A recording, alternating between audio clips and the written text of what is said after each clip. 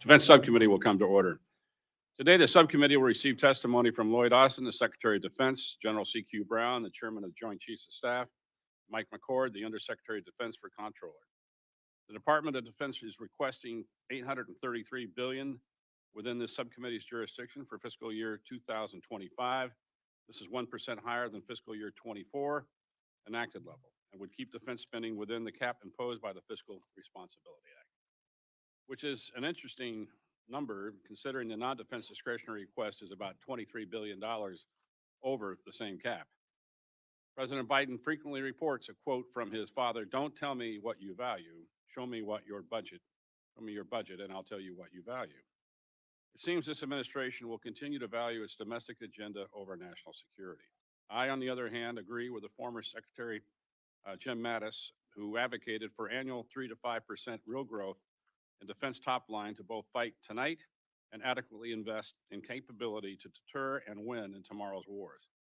That said, this subcommittee will closely scrutinize the request to ensure that we provide a strong military as we develop fiscal year 2025 defense appropriation bill. Our job is made more difficult when our enemies are emboldened to act with impunity. Secretary Austin, with a deteriorating global security environment as a scorecard, I assess that your emphasis on integrated deterrence is failing. China is positioning itself to realize Xi's vision of building a force capable of taking Taiwan by 2027, reducing capability at scale and bullying our allies and partners across the Indo-Pacific. Xi is not deterred. Russia is in the third year of an unjust war of aggression against Ukraine, with no signs of stopping its ongoing invasion attempt. Putin is not deterred. China is waging asymmetric warfare against the American people by providing base fentanyl components to Mexican drug cartels. The fentanyl products flowing across the porous southern border killed 112,000 Americans last year and devastating communities across the nation. The Chinese suppliers and the Mexican drug cartels are not deterred. And over the weekend, Iran, for the first time, launched a direct attack on the state of Israel. The Iranian barrage included over 100 ballistic missiles, 30 cruise missiles, 150 attack drones launched from Lebanon, Yemen, and for the first time, Iran itself. 99% of their missiles and drones were intercepted, but make no mistake, Iran is not deterred. Unfortunately, the department is plagued by bureaucracy that impedes the actions necessary to restore deterrence. This is most notable over cost and significantly delayed weapon system acquisition. Pick a service, I can point you to systems that fit this mold. The Navy's Columbia and Virginia submarines are both delayed despite being dubbed the service's #1 priority. Air Force Sentinel experienced a Nunn-McCurdy breach. The Army spent over $2 billion developing FARA only to cancel the program. The Space Force GPS ground system is more than $3 billion over budget, more than 7 years late, and is still not delivered. And of course, there's the department's entire hypersonic program, which has cost over $10.5 billion so far and produced not a single fielded system. Our warfighters need modern technology now. A part of the solution must be a true commitment by the department to embrace and adopt an agile and innovative approach to acquisition. In fiscal year 2024, Defense Appropriations Act, I invested in this solution by ensuring that Defense Innovation Unit received $1 billion along with the flexible authorities necessary to rapidly identify, contract, and deliver innovative technologies to the warfighter. Included in this funding is $220 million for combatant commanders to procure and rapidly field their capabilities they need most urgently. The hedge portfolio investment is critical to addressing the emerging, dynamic, and materializing threats I discussed earlier. This funding is separate and distinct from the replicator effort. Fiscal year 2024 appropriations reinforce this fact, providing $1 billion for DIU and more than $200 million for replicator tranche 1. Additionally, to achieve an effective and efficient military, the department must also re-optimize its workforce. I'm pleased to see that fiscal year 2025 request includes a net reduction in civilian full-time equivalents. and I'm encouraged by the progress the department is making to incorporate artificial intelligence and process automation to eliminate manual business processes. More must be done here. And finally, our people are an asymmetric advantage that our adversaries could never replicate. They deserve the best from barracks to business systems and from livable wages to robust family support. We as a committee have long championed significant boost in pay for our junior enlisted service members, and I'm happy to note this seems to be a popular initiative in Congress this year. Together with their families and our service members are the foundation upon which our nation's strength is derived. Supporting and investing in them is a priority, and I know we can all agree on that. Before we hear from our witnesses, I'd like to recognize the distinguished ranking member, Ms. McCollum, for any opening comments. Thank you, Mr. Chair.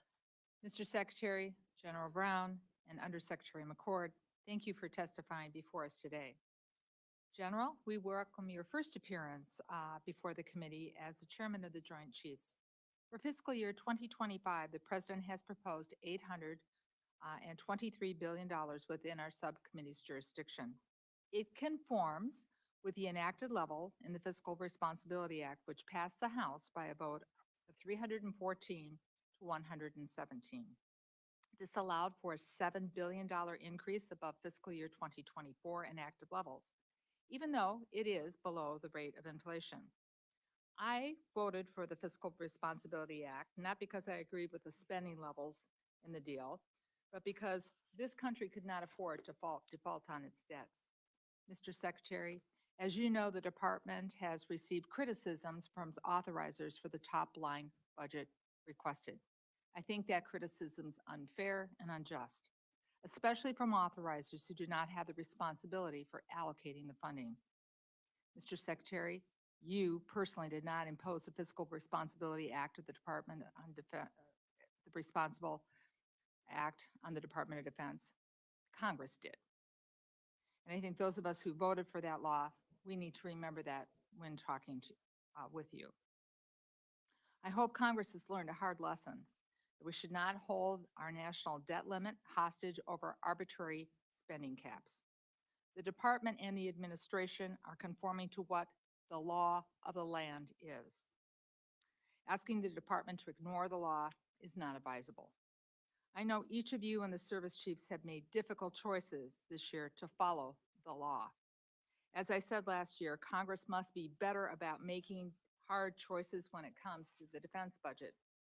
We need to continue to train, equip our servicemen and women, and to support them and their families here at home. We must prioritize modernization of our force and support investments which will support future modern combat. And most of all, we need to meet the requirements included in the National Defense Strategy. Every dollar allocated in your budget request represents an increased effort to defend our nation and to deter threats. As you know, we finally enacted fiscal year 2024 bill on March 23rd, 6 months after it was supposed to be completed. This delay triggered multiple continuing resolutions and impeded your ability to start new programs. None of this should have happened. Now, turning to the security supplemental. The Senate passed it over 2 months ago, and it's deeply unfortunate that it has not been brought directly to the floor for the House for a vote. Funding that bill would provide much needed support for Ukraine, Taiwan, Israel, and it will make sure that we have the critical munitions we need here at home to protect the United States. The supplemental will support our military and provide them with the ammunition necessary to defend us here at home and support our allies abroad. And it also includes much needed humanitarian assistance, which is long overdue to the people who need it. As the chair mentioned, evidenced by Iran's actions this week, and Israel will require more interceptors to defend itself from Iranian missile attacks. Last week, our subcommittee was briefed by U.S. European Command on the prognosis for Ukraine without American support. As you know, it was chilling. Without the United States assistance, Ukraine will literally run out of ammunition, and more civilians in Ukraine will be murdered by Russia. For these reasons, the supplemental must be enacted as soon as possible. While the hearing today will cover a range of topics, I want to highlight a few that are very important to me. First, I'm concerned about our nation's ability to address emerging threats. Many of the major systems that we rely on from each of the services are delayed and require additional funds from their original stated contracts. This needs to stop. Our industrial partners seem to be losing workers right and left after they've been trained, particularly in the shipbuilding industrial base. This is unacceptable, and it is extremely concerning to me. The department, Congress, and industry must work together to ensure that there is consistency because of those jobs and the people in them are important to the national security of our nation. Second, the subcommittees heard from the Army and the Navy about how they are addressing recruitment and retention issues. I'd like to know what you think the progresses of the services have made in recruitment goals in the past year, and do you believe this will get us back on track on the near-term future? And finally, given the focus on the Pacific, which is important, and the recent visit of Washington by the Japanese Prime Minister, I'd like to hear your thoughts on our relationship with Japan. How can the department work with Japan to better utilize maintenance and repair facilities in Japanese territory that our forces can execute their missions more effectively and efficiently? And what are some of the ways that the department has worked to strengthen our relationship with allies such as the Philippines, Australia, and South Korea? Again, thank you to the service for our witnesses who are appearing before us today and all those who serve and work under you. We appreciate your testimony and answers to our questions. Mr. Chairman, thank you for the courtesy, and I yield back. Thank you, Ms. McCollum. And now I'd like to turn to the chairman of the full committee, my good friend, Chairman Tom Cole. The floor is yours. Thank you very much, Chairman Calvert, and good morning to our witnesses, certainly Mr. Secretary, General Brown, Undersecretary McCord. It's great to have you here this morning. Iran's missile and drone attacks on Israel and the persistent and aggressive actions of China and Russia are reminders that we need a strong military to deter war, protect U.S. interests, and when necessary, win in conflict. We are witnessing an evolution in warfighting through the proliferation of technology.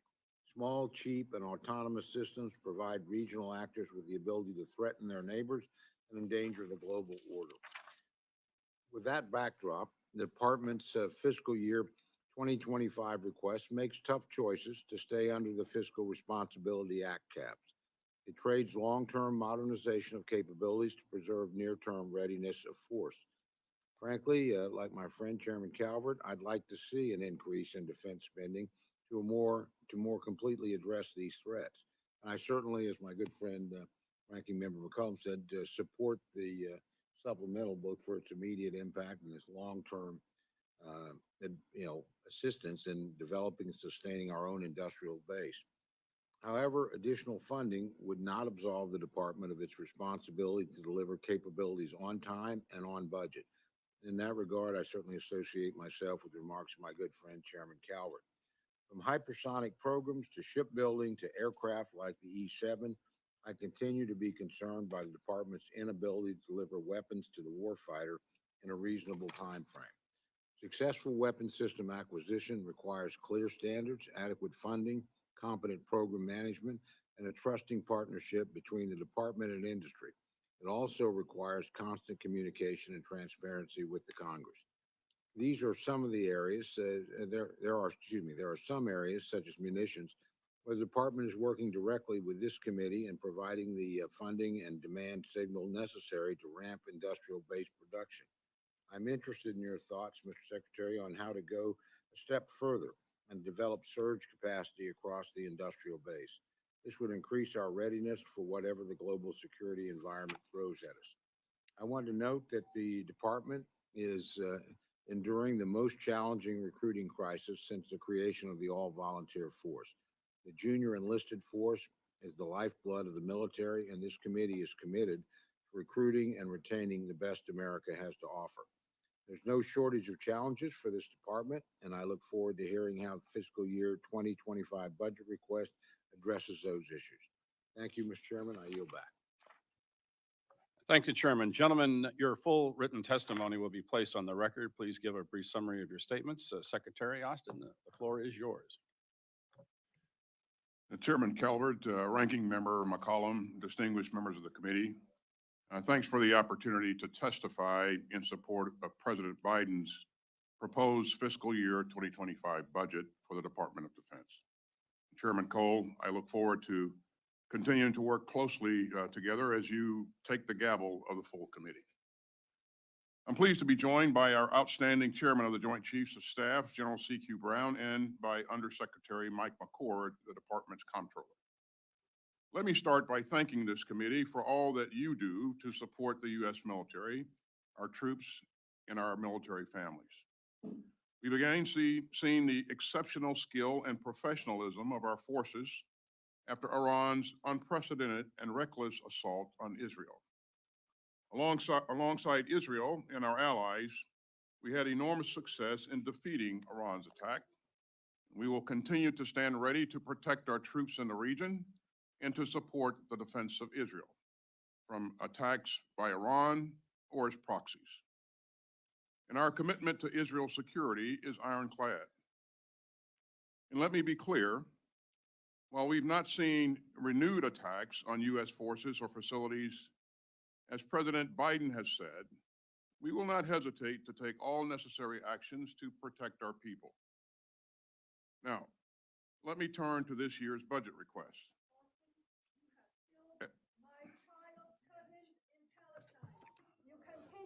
Meeting will be suspended. The committee will be in order.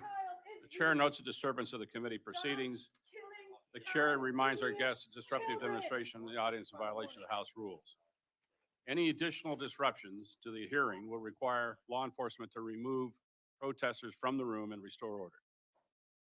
And I will do that.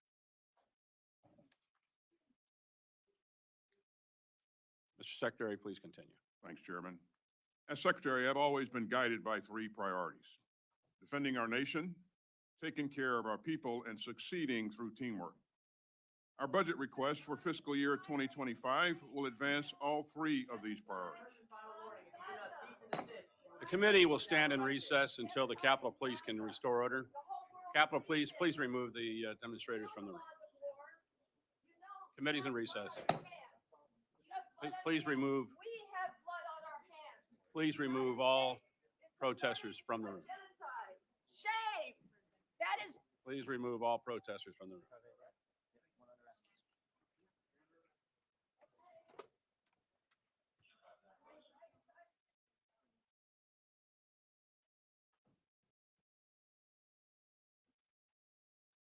Any additional protests, all protesters will be removed from the room. Committee will come back to order. Mr. Secretary, please proceed. As I said, Chairman, our budget request for fiscal year 2025 will advance all three of the priorities that I mentioned. First, the President's request will invest in cutting-edge capabilities across all domains. This includes $48.1 billion for naval and shipbuilding capabilities, $61.2 billion to reinforce U.S. air dominance, and $13 billion to bolster Army and Marine Corps combat capabilities. Our request will also provide $33.7 billion to strengthen our space architecture and $14.5 billion to develop and field advanced cybersecurity tools. It will direct $49.2 billion to modernize and recapitalize all three legs of our nuclear triad. And it will sharpen our tech edge through a $167.5 billion investment in procurement and a $143.2 billion investment in R&D. Second, this budget request will support our outstanding troops and their families. That includes raising base pay and housing allowances, investing in better housing, making child care more affordable, and funding vital work to prevent sexual assault and suicide in the military. And third, this request will help the department further deepen our teamwork worldwide. Our network of allies and partners remains a strategic advantage that no competitor can match. And you can see its power in our strengthening ties across the Indo-Pacific, in today's expanded and united NATO, and in the 50-country Ukraine Defense Contact Group that I convene. Our budget remains rooted in our 2022 National Defense Strategy, Our request positions the United States to tackle the department's pacing challenge, the People's Republic of China, with confidence and urgency. It will help meet the acute threat of Putin's increasingly aggressive Russia. It will help us tackle the persistent dangers that we've just seen from Iran and its proxies in their attack on Israel. It will help us take on the threats from North Korea, global terrorist organizations, and other malign actors. And it will help us continue to deter aggression against the United States and our allies and partners, and to prevail in conflict if necessary. Now, today, I want to underscore three key messages. First, even as our budget request abides by the mandatory caps set by the Fiscal Responsibility Act, it is aligned to our strategy. We made tough but responsible decisions that prioritize near-term readiness, modernization of the joint force, and support for our troops and their families. Our approach dials back some near-term modernization for programs not set to come online until the 2030s. Second, we can only fully reach the goals of our strategy with your help. I'm grateful that Congress passed the fiscal year 2024 appropriations in March. The single greatest way that Congress can support the department is to pass predictable, sustained, and timely appropriations. My third and final message is that the price of U.S. leadership is real, but it is far lower than the price of U.S. abdication. As the president has said, we're in a global struggle between democracy and autocracy. And our security relies on American strength of purpose. And that's why our budget request seeks to invest in American security and in America's defense industrial base. It's also why the administration has requested nearly $60 billion in the National Security Supplemental for the department. That supplemental would support our partners in Israel, Ukraine, and Taiwan. And it would make key investments to increase submarine production. In fact, about $50 billion of this supplemental would flow through our defense industrial base, creating good American jobs in more than 30 states. Now, we are more than 2 years into the Kremlin's war of aggression against Ukraine. And Putin is betting that the United States will falter, abandon our friends, and leave Ukraine in mortal danger. If the Kremlin prevails in Ukraine, it would embolden would-be aggressors around the globe. And we know that China, Iran, and others are watching what Putin does and how we respond. So we look to our partners in Congress to help us make the investments needed to strengthen America's security through both the supplemental and the president's budget requests. The United States military is the most lethal fighting force on earth. And with your help, we're going to keep it that way. I am truly grateful for your support for our mission and for our troops. And I look forward to your questions. Thank you. Thank you, Mr. Secretary. General Brown, you're recognized. Chairman Calvert, Ranking Member McCollum, Chairman Cole, and distinguished members of the committee. I'm honored to join Secretary Austin and Honorable Mike McCord to appear before you today. On behalf of the Joint Force, Department of Defense civilians, and our families, I want to thank Congress for your steadfast support and the opportunity to testify on the fiscal year 2025 defense budget request, which reflects our shared commitment to national security. The global security environment is increasingly complex. The 2022 National Defense Strategy identifies 5 key challenges. The People's Republic of China, our pacing challenge, continues its risky behavior around the globe. The newly aggressive Russia, with its unprovoked war against Ukraine. A reckless Iran, who, as we saw just this past weekend, attempts to escalate regional conflict with unprecedented attacks in support of proxy forces. A destabilizing North Korea, which threatens regional security, and violent extremist organizations which leverage instability to advance their cause. These challenges are interconnected, which demands a strategic approach addressing the immediate threats while also preparing for future contingencies. Days after becoming the chairman, I laid out 3 expectations in my message to the Joint Force. Honoring our warfighting skills has primacy in all we do. Modernizing and aggressively leading with new concepts and approaches, and trust is the foundation of our profession. Our military exists to fight and win our nation's wars. We train every day to ensure we are so good at what we do that we deter any adversary from engaging the U.S. in conflict.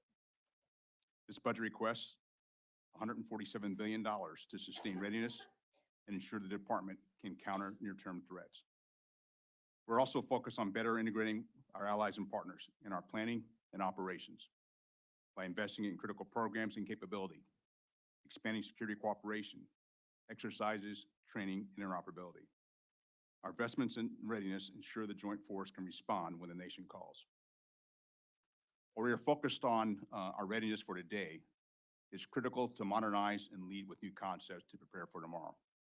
The department continues to invest in capability and capacity to outpace our competitors while transforming from costly legacy platforms that are no longer relevant to the threat. This budget strategically invests in $167.5 billion in procurement, underscoring our commitment to equip the joint force with unparalleled combat capabilities across every domain. This budget also invests $143.2 billion in research, development, tests, and evaluation of future capabilities that will retain our strategic edge. Finally, this budget invests significantly into nuclear modernization, digital innovation, multi-year procurement of critical munitions, and a strengthened defense industrial base. With rapidly evolving threats and technology, accelerating our modernization is crucial. Lastly, trust is the foundation of our profession. Joint force must build upon and uphold trust in each other, trust with our families, trust of our elected leaders, and trust of our nation.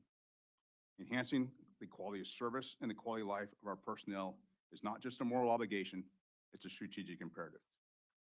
This budget includes investments in quality of service efforts such as advanced training, educational benefits, and career development, while also investing in quality of life projects like housing, medical clinics, and child care facilities, as well as funding spouse employment initiatives, enhanced mental health resources, and robust programs to combat sexual assault. We must create an environment where all can reach their full potential. Trust that our joint force stands ready to defend our national interests, ready to deter aggression, and ready, if necessary, to fight and win our nation's wars. I thank you for your support and collaboration and our shared commitment to face the security challenges of today and prepare for tomorrow. We are living in consequential times, and there is no time to waste. Thank you, and I look forward to your questions. Thank you, General. I want to make sure that each member has a chance to ask questions, so each member will have at least 5 minutes to answer their questions. When your timer turns yellow, you have 1 minute remaining. First, I'll recognize myself.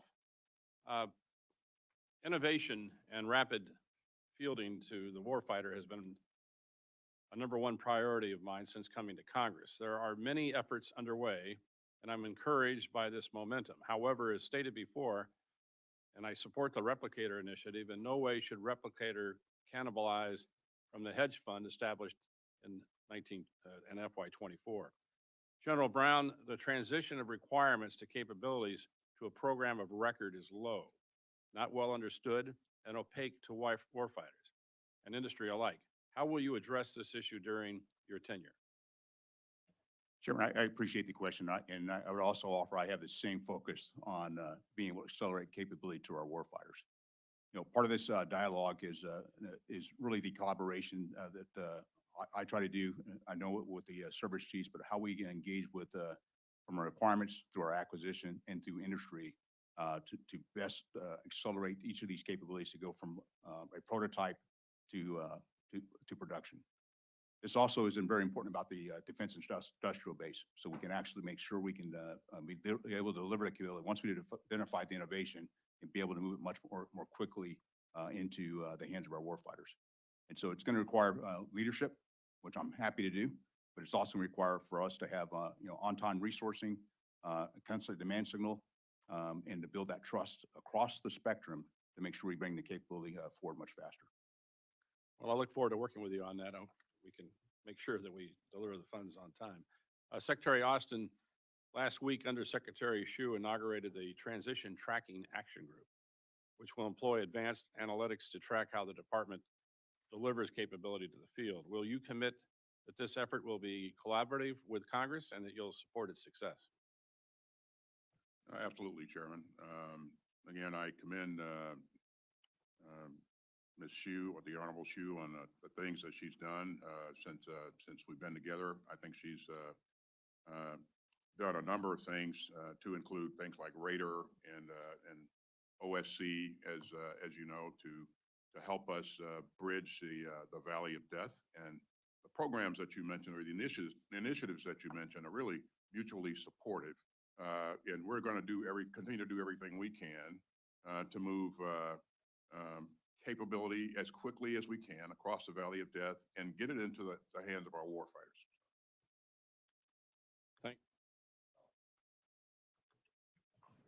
Thank you, Mr. Chair. Mr. Secretary General Brown, Undersecretary McCord, the Senate passed is supplemental, and it includes funding for allies and partners in EUCOM, CENTCOM, and INDOPACOM, as well as much-needed humanitarian assistance. Mr. Secretary, I'm going to ask a couple of questions together. Could you please let this committee know how our allies and partners are reacting to our delays in the enhancement of the supplemental? General Brown, please share with us your military assessment of the situation in Ukraine today and what it looks like for tomorrow. Mr. McCord, we know that the services are utilizing base funds to cover the cost of deployed personnel operating in EUCOM and CENTCOM. If we do not enact a supplemental, how will this impact the services FY24 base activities? So in general, why do we need to pass the supplemental right away? And is the United States losing stature in the world community? Thank you, gentlemen.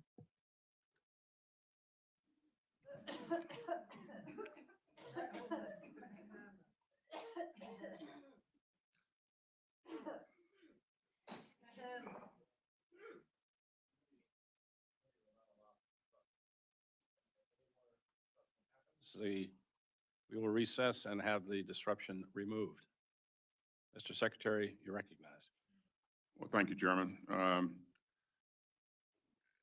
Delaying the supplemental sends a terrible signal to our allies and partners, and they will question whether or not we are committed to this cause, and whether or not we are a reliable partner.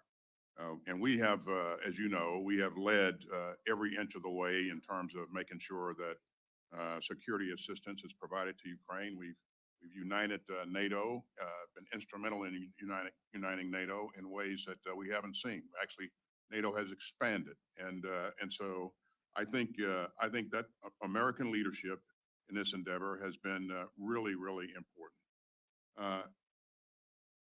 I think that it's also, the supplemental is also important to us for our security as well. This supplemental invest in our industrial base. As you know, we don't provide funds to Ukraine. The Department of Defense doesn't. We provide materials in terms of weapons, vehicles, munitions, and all of those things are replaced by us, and the replacements are designed and built in our industry, and so that means good jobs, jobs for people in America. So if that supplemental was passed, and when it gets passed, some $50 billion or so would flow through some 30 states here in America, and I think that's really important. And again, the supplemental not only provides support for Ukraine, but it also provides much needed support for Israel and also for Taiwan. Committee will stand in recess until the Capitol Police can restore order. Please instruct the Capitol Police to remove the disruption. Lloyd Austin, you're a liar. You lied to your nation about the genocide in Gaza. You're a liar.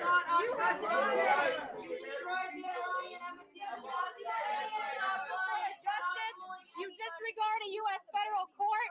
You say that genocide is good for American jobs. Shame on you. Shame on you.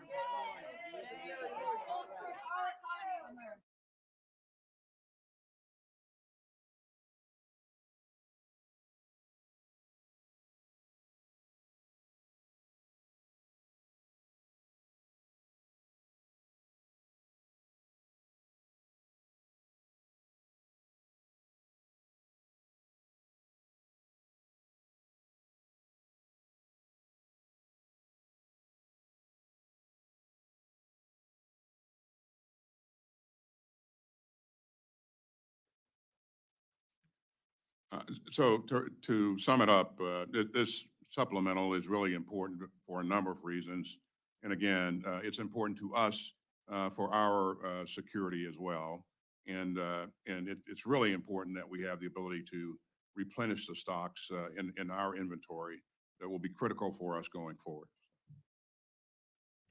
Ranking Member McCollum, you asked about my military assessment on Ukraine. And I'll just tell you that Ukraine right now is facing some dire battlefield conditions. And it's partly because their capability from a resourcing standpoint, from whether it's munitions, whether it's vehicles, whether it's platforms, they're not being outmatched by the Russians. They've had some pretty, Ukrainians have had some positive gains in the course of the 2+ years that they've been in this conflict, regaining more than 50% of the territory that the Russians seized at the beginning of the conflict. Those hard-fought gains can be lost without our support. And so it's important that we continue to provide them the capabilities that they require. And so when I think about this, I think about the supplemental does three things. One, it supports Ukraine's ability to defend itself. It shows, it puts money into our defense industrial base, not just for Ukraine, but for many of our allies and partners, because the U.S. equipment is valued around the world. And last, it shows U.S. leadership. I've been in this job 6 months, and I've had about 150 engagements with my counterparts from around the world. And they often talk about U.S. leadership. I can tell you it's wants, it's desired, and the actions we do are sending a message of where our commitments are, and it also sends a message to our adversaries. And I think it's important that we continue to show leadership like we've done throughout my entire career wearing this uniform, and I want to make sure that we do that. Ranking Member, thank you. Well, the security assistance is, of course, the most urgent, time-sensitive part of the supplemental and cannot be replaced with anything in the base budget. You highlighted the lesser-known part is that the Secretary and the President, of course, can deploy forces quite legally where they choose to, and we've surged forces in Europe the entire fiscal year to date, Navy in particular, and CENTCOM the same way. We have incurred over $2 billion and counting of operational costs that if we can't get the supplemental, will have to be absorbed in the base budget. We would have to work with this committee and the other committees to try and reprogram funds, hopefully not from direct readiness, but from, if not that, readiness enabling things like facilities maintenance and equipment maintenance. So there is an impact on our forces and our readiness as well if we cannot get the supplemental approved. Thank you. Mr. Cole. Thank you very much, Mr. Chairman. Mr. Secretary and General Brown, I want to ask you if you would. First of all, I want to compliment you. Thank you for the performance of our forces and your leadership in the recent attack by Iran on Israel. Our personnel were just outstanding, and that reflects well, certainly on both of you and our military. What additional things, in your professional opinion, do we need to do to provide Israel with what it needs to defend itself in the short term? Well, thanks, Chairman. The most important thing that we can do right now is to pass the supplemental, and that will provide us the opportunity to continue to provide security assistance to Israel in the form of air defense interceptors, munitions, and things that it critically needs to be able to defend itself. But that supplemental, I would say, Chairman, is truly the most important thing that I would highlight for you. General? Chairman, I'd echo those comments. And as I have a chance to talk to my Israeli counterpart and my other counterparts region, it's important that we provide that capability through the supplemental. But I also think about what it does for us and for our forces. And I'll just also highlight, I couldn't be prouder of the work done by our forces over the course of this past weekend. It shows the professionalism of our force, and that's why we had the most combat credible and most respected force in the world, because of events like that. I'd also ask you both, obviously, when we employ our forces in this way, they're exposed themselves to being attacked, and we've certainly had plenty of incidents from Iran attacking. So where are we at in terms of force protection for our men and women on the ground that are engaged in these activities? Force protection is of utmost importance to me and to the department and to the president. We have done a lot in the last several months to reinforce our force protective posture in the region. As you know, we deployed a number of additional assets over the last several months to ensure that we accounted for just about any contingency that could arise. And we, as I said earlier, while we know that we haven't seen any additional attacks from Shia militia groups over the last several weeks, we know that that could change in a moment's notice. If it does, then you can expect that we will do what's necessary to protect our troops, and then we will respond at a time and place of our choosing. Again, I echo exactly what the secretary said. It's very unfortunate we lost 3 service members back in January, but the tremendous work by our forces for force protection and be able to respond like we did back at the beginning of February sent a pretty clear message that we will defend ourselves, and as the secretary highlighted, we'll continue to do so. Obviously, this supplemental has a lot of different components to it. We've talked a lot about Israel and Ukraine, the importance of both those, and I certainly agree and hope we can get that done literally this week. But there's another component portion, of course, and that's directed to the Western Pacific, both to our own forces and to Taiwan. Widely known that Taiwan has ordered billions of dollars worth of weapons from our country that haven't been delivered. Can you give us some insight as to the difficulties, why we have not been able to help a country that literally is under enormous pressure from China receive weapons that it's actually paid for? This has been an area of focus for us, Chairman. We, from the very beginning, I asked my team to bore into what was causing the delays or is causing the delays. And there are a number of things that come together to create those delays. And we are working hard to make sure that in every way possible, we do everything we can to speed the process up. I agree with you that this is critical capability that's very much needed by Taiwan. And so we're going to continue to work on this. But it's a complex picture, but nonetheless, we're going to make sure that we're doing everything we can to move as quickly as possible. And we can continue to communicate to our allies and partners where we are in terms of getting them the needed capability. And again, I could not agree with you more. This is really, really important. One last question, and I'll direct this to you, General Brown. You're very familiar with Tinker Air Force Base. We've talked about it a lot over the years. As you know, the AWACS wing is primarily based out of Tinker. Those are really old airframes, E3s. We know we're beginning to try and address that problem, but this is something I've raised in this committee for many, many years. Tell me where we're at in terms of the E7. I am a little disturbed. I think in the department budget, we're zeroing out that line. Again, I know you're under a lot of pressure or money for that right now, but let me know where we're at, because I do worry with the Russians. This is, airborne early warning combat control capability. We have lost a lot of that as we've retired E3s. We haven't been able to replace them anywhere near as rapidly as we should. So give us an update on how we're doing there. Chairman, I'm a little bit removed from my time in the Air Force, but I'll defer to the Air Force to get to some specifics, and we'll do that. I'll have that opportunity next week with Okay. them, so. But one of the things we were really trying to do was, first of all, as you know, you got to buy the green aircraft from and then convert it over. And we were looking at the long lead items to make sure we were able to do that, but also at the same time working with our allies and partners, particularly the Australians, who have the platform today, and we have airmen in Australia that are training. So not only it's the aspect of getting the capability like you described with the prototype, but also marrying up our service members so they can operate it as soon as it becomes available. And we'll continue to work very hard to make sure we bring that capability forward as well.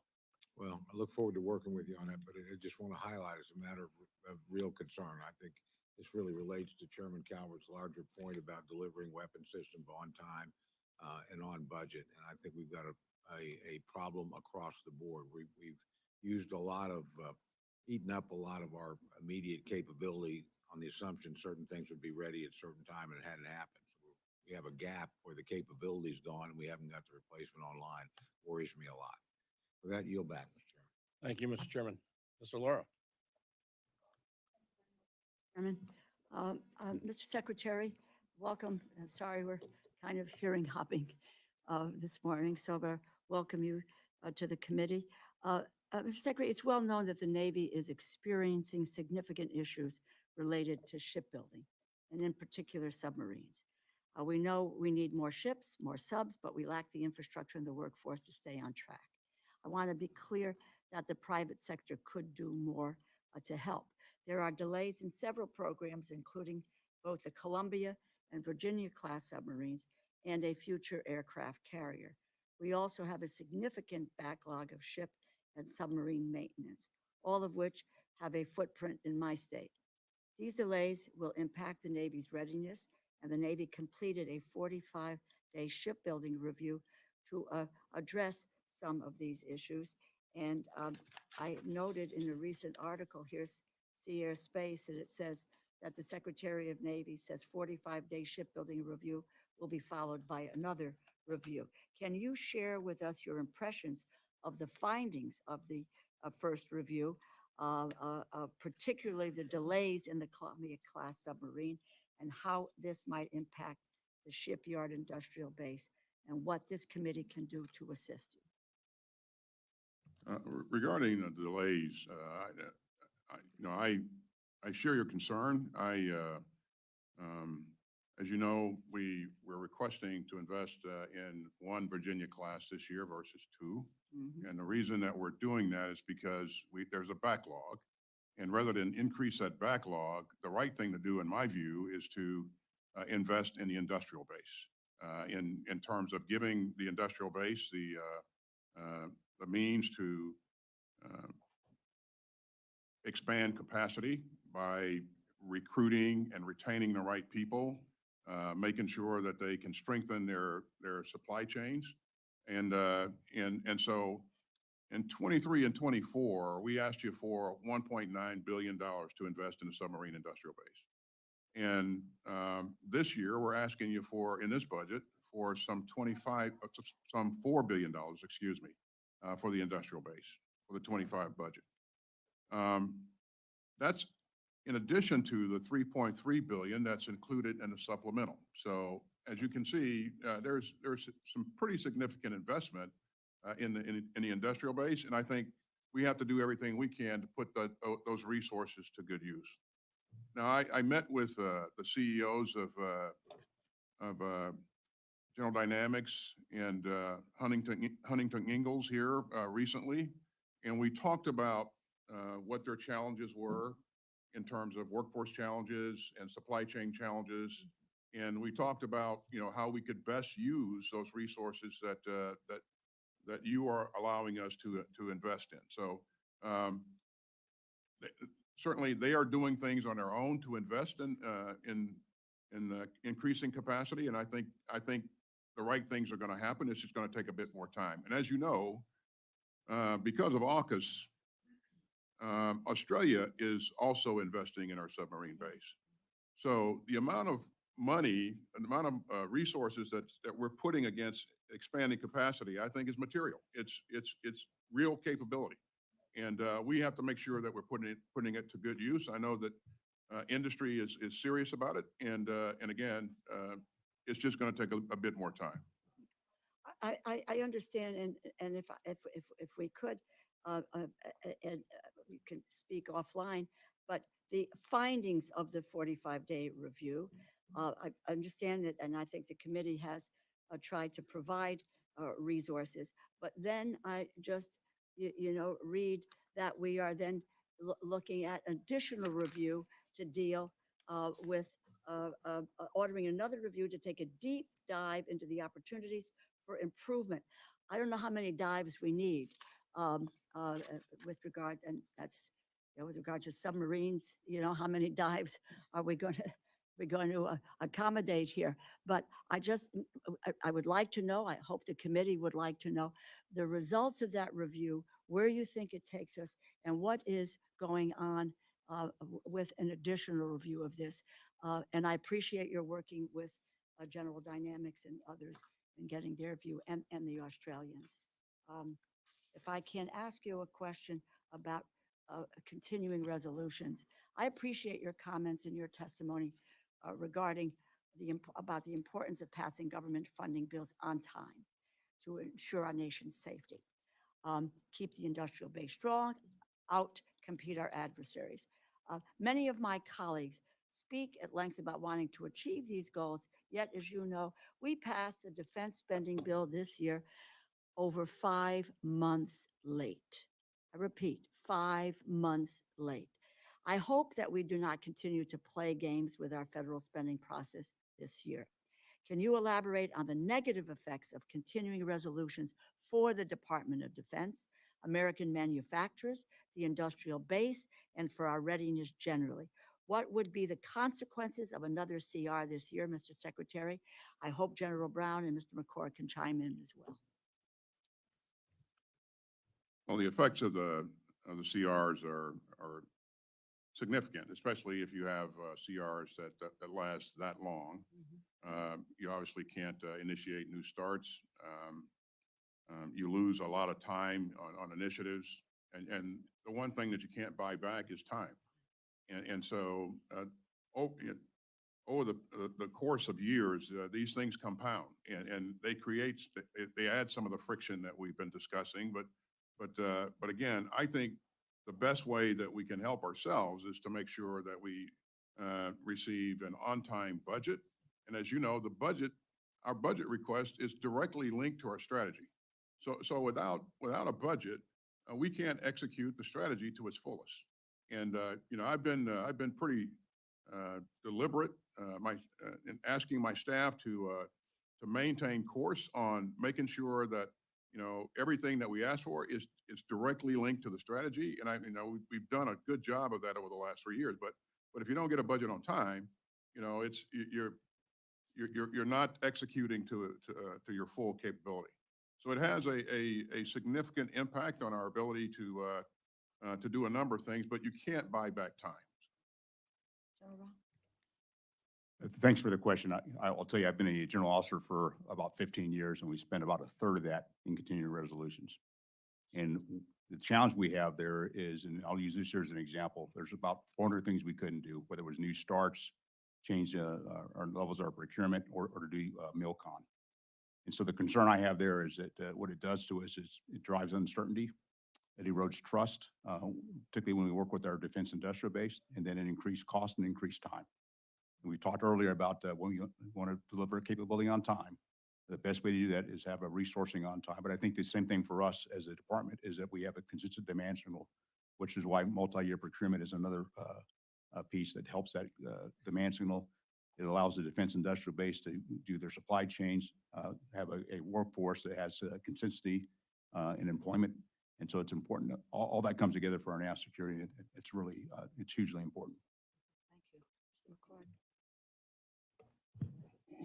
As Secretary noted and General Brown noted, we have now emerged into a pattern over many years of spending about a third of each fiscal year in a CR, which is much more problematic on the acquisition side. To go back to Chairman Cole's comments about trying to deliver things on time, our contracting gets delayed.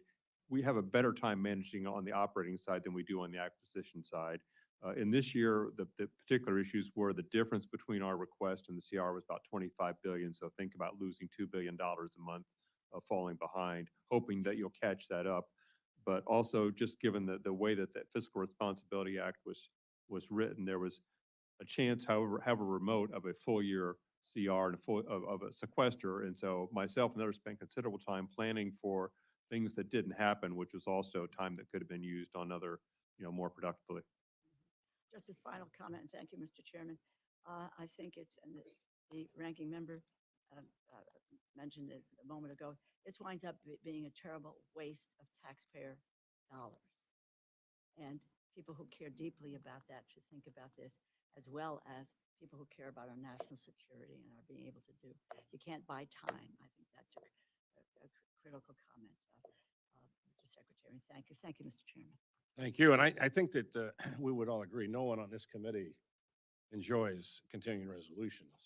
And, I understand and that. I hope that we could talk to some of our friends and colleagues over in the other side of the building, in the United States Senate.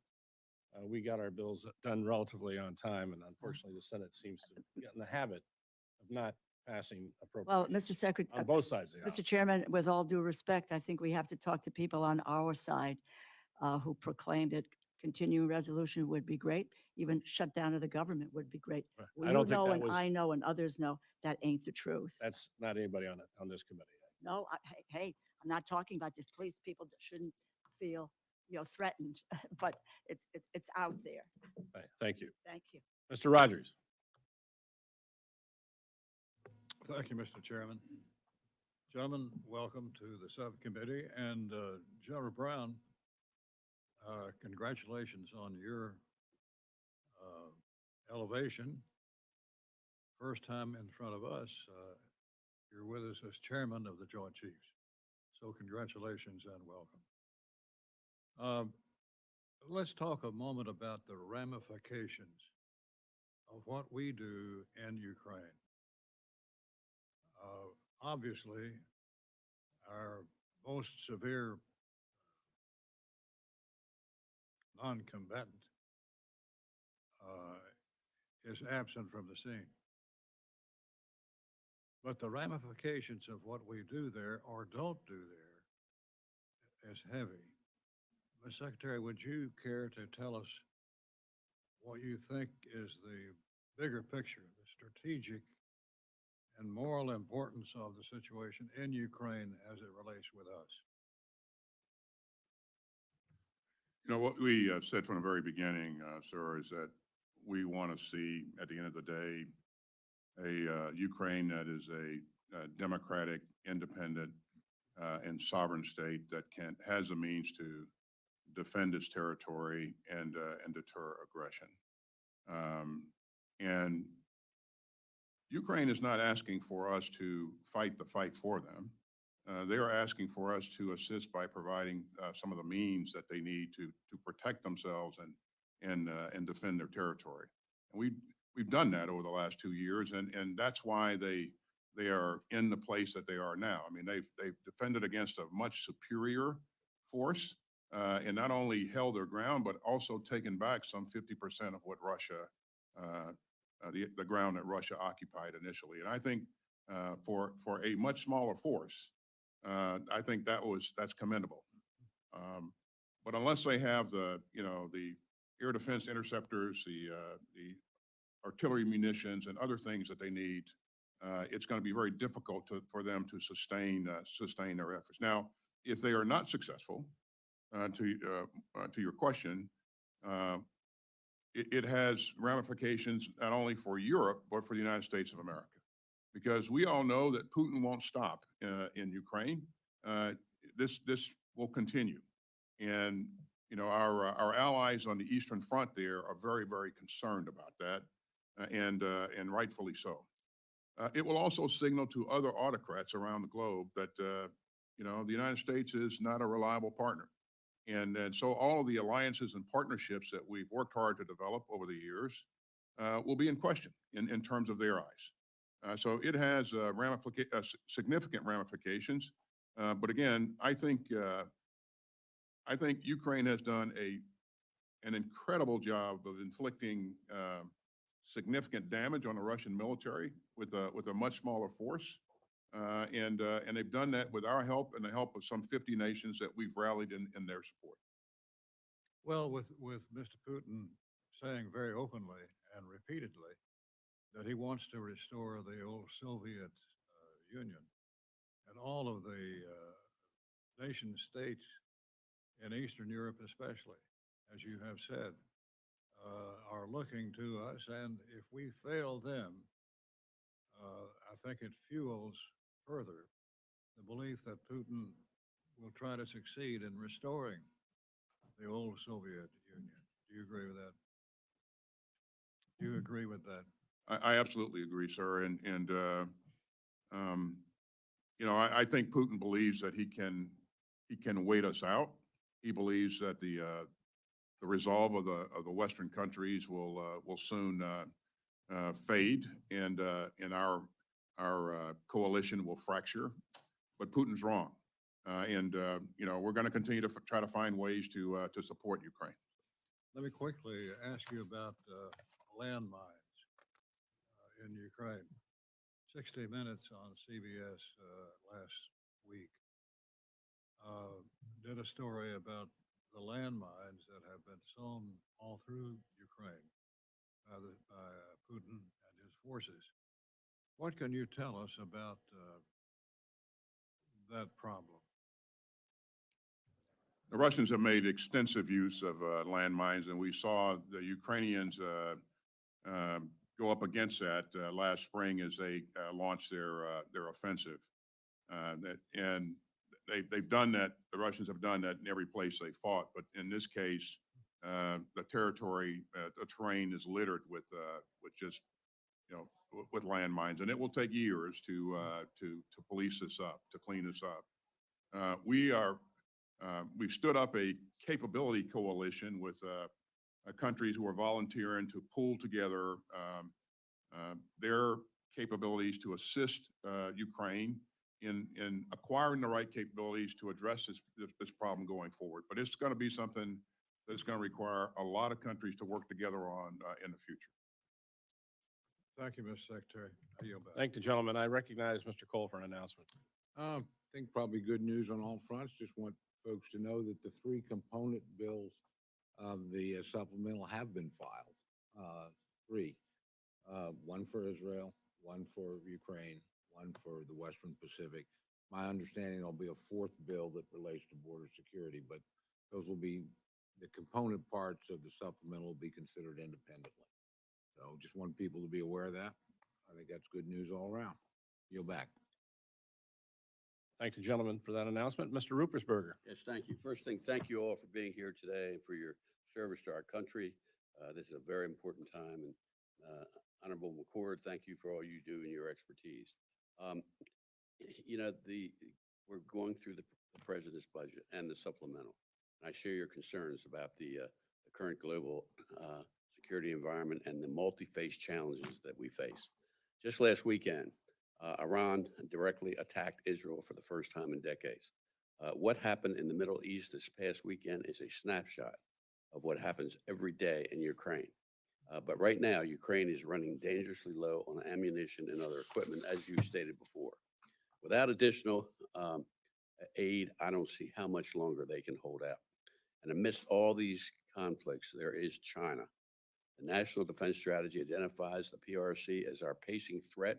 And while the global security environment is rapidly changing, we continue to be in a great power competition with China. So in that vein, General Brown, can you please describe how China is helping Russia reconstitute its military since its invasion of Ukraine? How is the PRC strategically exploiting the conflict to gain advantage in its great power competition with us? Excuse me. Thanks for the question. And so how the PRC is helping Russia is, it's very low level, but by and large, it's by not condemning the acts of Russia invading another country. And how that has impact is how the PRC is watching what Russia is doing. They're watching what we're doing, and they're doing things to prepare themselves should they decide to have pursue any type of conflict in the Indo-Pacific.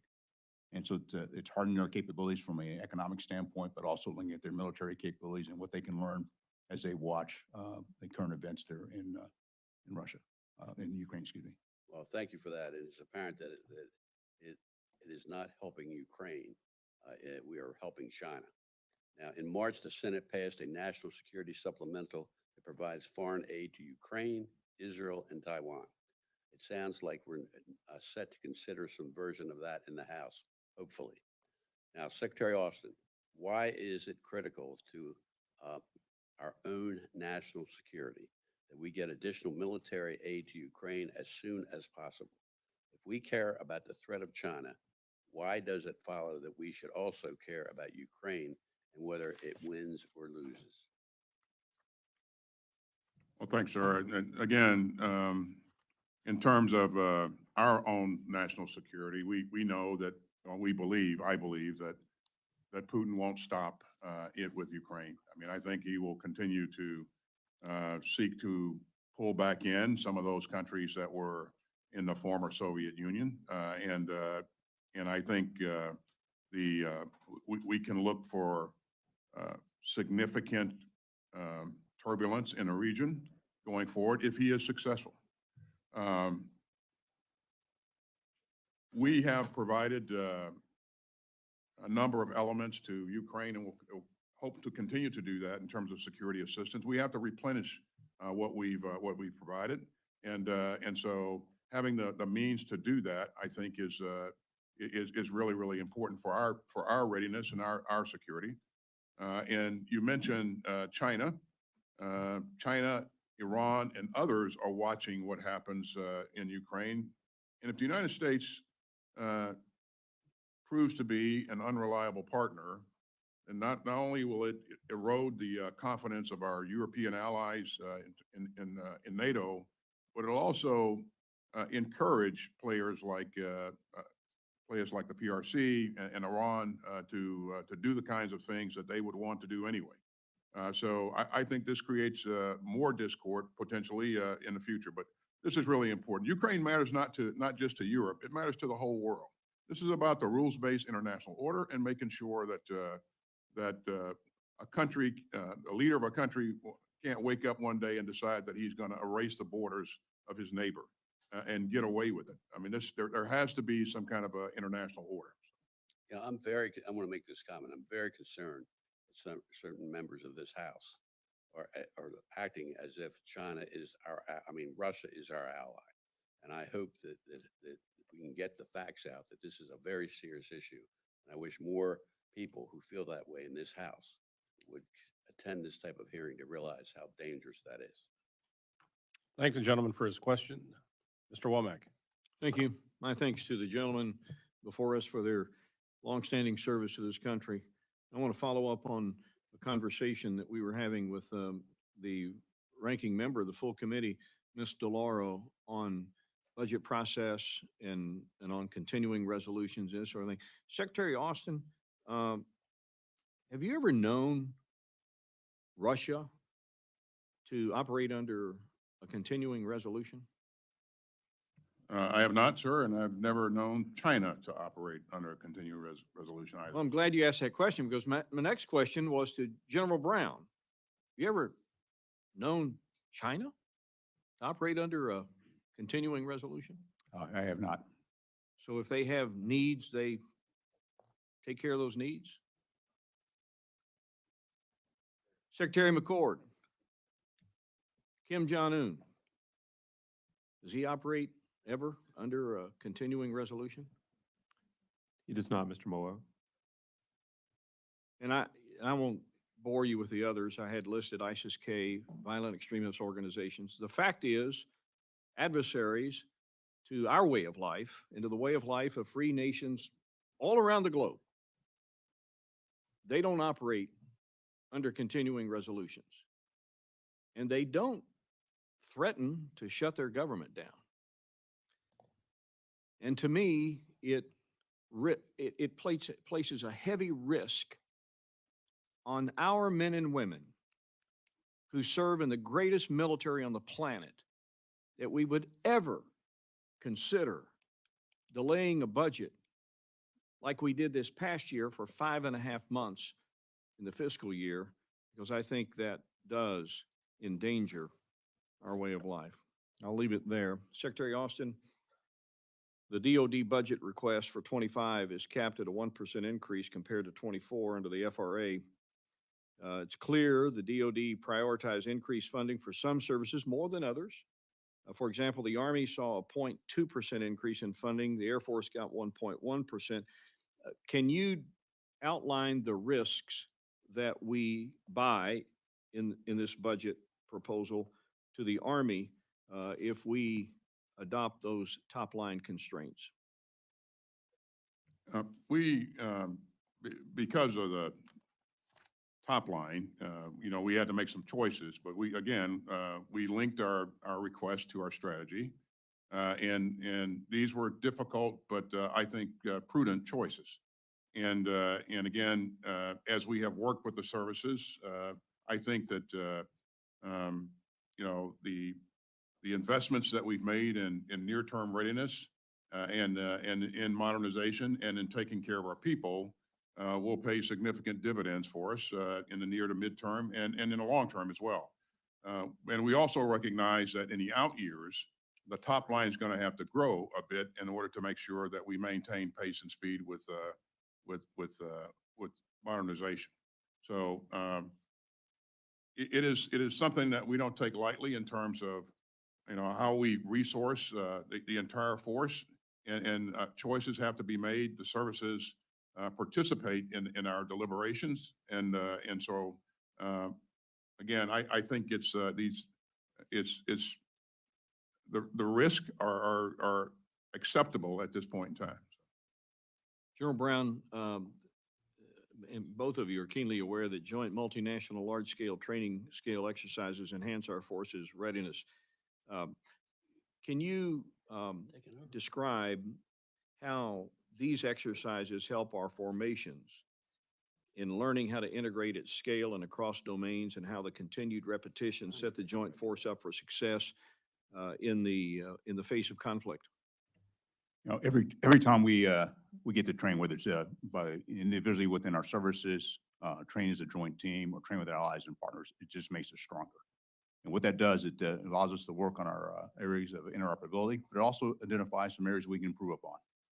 Because we want to continue, every time we have an exercise, is to step away from that exercise and learn something about ourselves as a force that will be applicable to the threat. And so every time we do this, you know, we try to take away the lessons learned, and they're not just lessons learned or observed. It's how we implement those to ensure that our joint force with our allies and partners can do what the nation asks for, but also for our national security and the security of our allies and partners as well. So if we were forced to make some decisions, buy some more risk because of budget constraints that we have, where would those joint exercises fall in the list, if you will, of candidates for either scaling back or doing without? Well, in this particular budget, we focused on readiness. And so, as the Secretary highlighted, we deferred some of the modernization to maintain that readiness. And so, you know, one of the responsibilities I have as the chairman working with the Joint Chiefs is to balance that risk between our readiness and our modernization. And we take a hard look at all the various exercises. I would also highlight the fact that now, because of technology, we can do a fair amount through simulation and the like, but we're trying to use every tool we can to ensure our readiness and take advantage of the exercise opportunities that we do have. Thank you, gentlemen.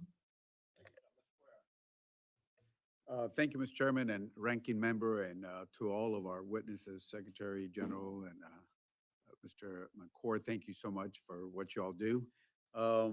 I would like to bring your attention to the Secretary and General Brown. Want to get your thoughts, what the department looks at sharing information and resources across combatant commands. And in particular, I'm talking about NORTHCOM and SOUTHCOM when it deals with the southern border, what's happening in Mexico.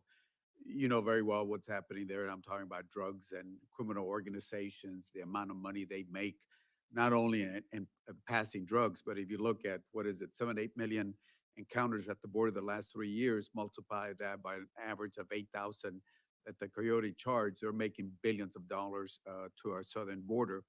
And, you know, we have NORTHCOM that has Mexico, and then SOUTHCOM has everything south, Central America and south. And I want to see how we can get NORTHCOM and SOUTHCOM to work better in sharing information and resources, because, you know, as you know, part of the work that y'all do is the national security and defense of our country also in that particular area. So just want to get your thoughts. And we have already talked to both commanders for SOUTHCOM and NORTHCOM, and we've asked them if they can align themselves because they're apart. They see Mexico very differently. Just want to get your thoughts on what we can do to get those two commanded areas to work better. Well, thanks, sir, and thanks for your interest in this topic. I do believe that, that we do a credible job of working together currently. Both commanders are great commanders, and I have tremendous confidence in both of them. Having said that, there are always things that we can do to improve our collaboration, and I think this gets to your point. From my perspective, what I see the commanders doing is just that, finding ways to support each other, finding ways to make sure that there are no gaps that can be exploited. But you know, the environment's dynamic, and there will always be a new challenge that presents itself that will require us to develop additional capabilities and also work with allies and partners to develop their capabilities so that they can you know, control and protect their sovereign space. So to answer your question, I do believe that there are always things that we can do better, and we will continue to focus on that. Thank you. Yeah, and If I could, I would add is, it's not only, as Secretary Howley, we've got tremendous commanders, but it's also the work that happens between the staffs, between the joint staff, between the staff at Southcom and Northcom, to work in the next level of detail in how things are interconnected, and to flatten that communication and using some of the digital tools we have to be able to share information, to visualize. And then also, the last thing I'd highlight is just the relationships with the interagency, but also relationships with our partners within both combatant commands to get their perspective as well, helps us to raise our awareness and have those two commands work better together. yes, sir. Because we need to see everything south of our border together instead of and they, both commanders are fantastic. We just want to see if we can push a little bit more on that. I would ask you also, the unity of government is so important. China is just, you know what they're doing in Latin America. They're in almost every country. And last night, somebody sent me a video, and I remember we had gone to El Salvador, and the new president at that time wanted to work with us and said, we want to keep China away. And whatever happened, our relationship with El Salvador, you know, the video that they were showing was this brand new library, and they were showing off this new library as, you know, China gets involved. And right next to him was the Chinese ambassador. And some years ago, when we went to go see him at a Codale, he was trying to keep China. I guess he felt that the U.S. was not providing the support.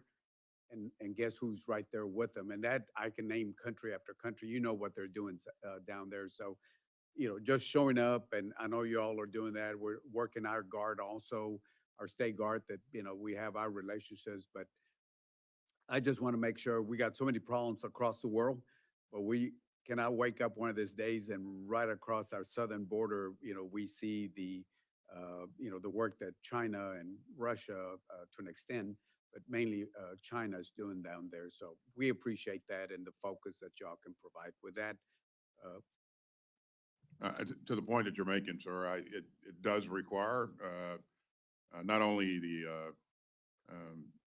tremendous efforts of the military, but also a whole of government approach. And so, you know, a few dollars spent in the right places or invested in the right places can certainly buy us credibility, goodwill, access that is very important to us, and also displace some other elements that would want to enter that space as well. Yes, sir. Thank you. Thank you so much. I yield back, Mr. Chairman. Thank the gentleman. I would point out too, to Mr. Cuellar, and we share the same concern on Mexico being in Northcom. The decision of putting Israel into CENTCOM turned, I think, to be the correct decision. Obviously, the coordination between Jordan, UAE, and other countries within that region proved very valuable during this last encounter with Iran. I think the same thing could happen if we could work out some kind of agreement to put Mexico into Southcom. With that, I recognize Mr. Carter. Thank you, Mr. Chairman, and welcome. Very proud of the service each of you give to our country. General Austin, I understand you had a meeting with the Prime Minister or the Minister of National Defense for the PRC our conversation, at least yesterday. Can you talk about the call and how it went? Are there plans to continue dialogues between our militaries? And what efforts are we taking to address the unsafe, risky behaviors of the PRC military and prevent conflict in the region? Well, thank you, sir. This is very important to us, and I think we've seen across our governments, we've seen a number of engagements over the past several months, including Secretary of State, Secretary of Treasury, my call, the National Security Advisor. So we are engaging at a number of levels. This is the first time that I've had the opportunity to engage the new Minister of Defense, and of course, its predecessor. We never had an opportunity to talk, and that was very disappointing, even though we reached out a number of times. You've heard me say, sir, that I think it's critical that great powers continue to maintain open lines of communication, because if we're operating in the same areas, if you know, there are a number of things that can happen that could quickly spiral out of control, and the inability to talk to senior leadership and make sure that you know, we have the ability to dial down tension, I think is really, really important. So the initial engagement, I think, was really good, and we spent an hour talking to each other, and I hope to continue that at some point in the future. And again, the things that we are interested in is making sure that making sure that, number one, we dial back the unsafe activity that we see in the region. You know, the unsafe intercepts of our aircraft and ships, and also the aggressive behavior that we see in the region against our allies and partners. And good example is what we just saw with the Philippines there at Second Thomas Shoal. So so we talked about a number of things during that conversation, and it's been pretty widely reported. But again, the most important thing to me, sir, is that dialogue is there. Those communication lines are now opening up again, and we're going to try to do everything we can to maintain those open lines of communication. Thank you for that. Your budget is based on strategy. The FY25 budget includes $9.9 billion for the PDI. However, there are concerns that we're not investing fast enough in the region. Could we be moving faster with investments in that region, or do you feel we're doing enough? You know, our investments we are making, are they going to be enough to deter China? Thanks, sir. And let me again thank you for your support over the years for PDI. You're right, sir. We're asking you for $9.1 billion in this 25 budget. Over the last couple of years, we've asked you for some $20 billion plus in support of PDI. We're investing in those things that we can that are achievable. You know, things that we can actually accomplish in the time period that we want to accomplish them in the near term. So improving infrastructure, enabling our forces to be forward positioned in theater, making sure that that we have the ability to continue to conduct exercises and invest in the right things. I think, you know, there are always things that we additional things that we can go after, but I think we've made the right choices in investing in things that we can actually achieve here in the near term. Well, thank you. I visited that region once. I'm going to do it again, probably in August. I have real concerns, so thank you very much. Thank you, gentlemen. I'd like to briefly pause the proceedings to recognize our newest member of the subcommittee, and my friend from Tennessee, Chuck Fleischman, just joined us. Chuck was chairing his own hearing over an Energy and Water Subcommittee with the Army Corps of Engineers this morning. Good luck with them.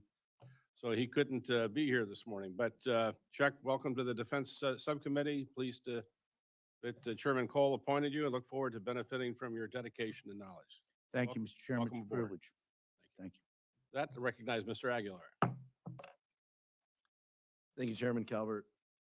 Mr. Secretary, many of us in Congress are committed to passing this national security supplemental, Ukraine, Israel, Taiwan, giving our allies the security assistance that they need to combat the threats that you've discussed posed by Russia, the PRC, and violent extremist actors that threaten global peace and stability. We've been asking for this vote for a number of months in light of what the chairman of the full committee said. And I'd just like to offer to the chairman of the full committee, it's our hope, and our side genuinely hopes that we have an opportunity to vote on this week, and that other extraneous pieces of this aren't part of it. So from a speed perspective, we can deliver this aid as quickly and as soon as possible. It would be unfortunate if that was held up with other additional votes that weren't germane to our national security and the importance of helping our allies. General Cavoli told the authorizers earlier this week in open session that the side that can't shoot back loses. If Ukraine cannot shoot back to take out drones, they won't be able to hold the line, and Putin could be able to take more land. The U.S. is obviously the main supplier of air defense and artillery shells.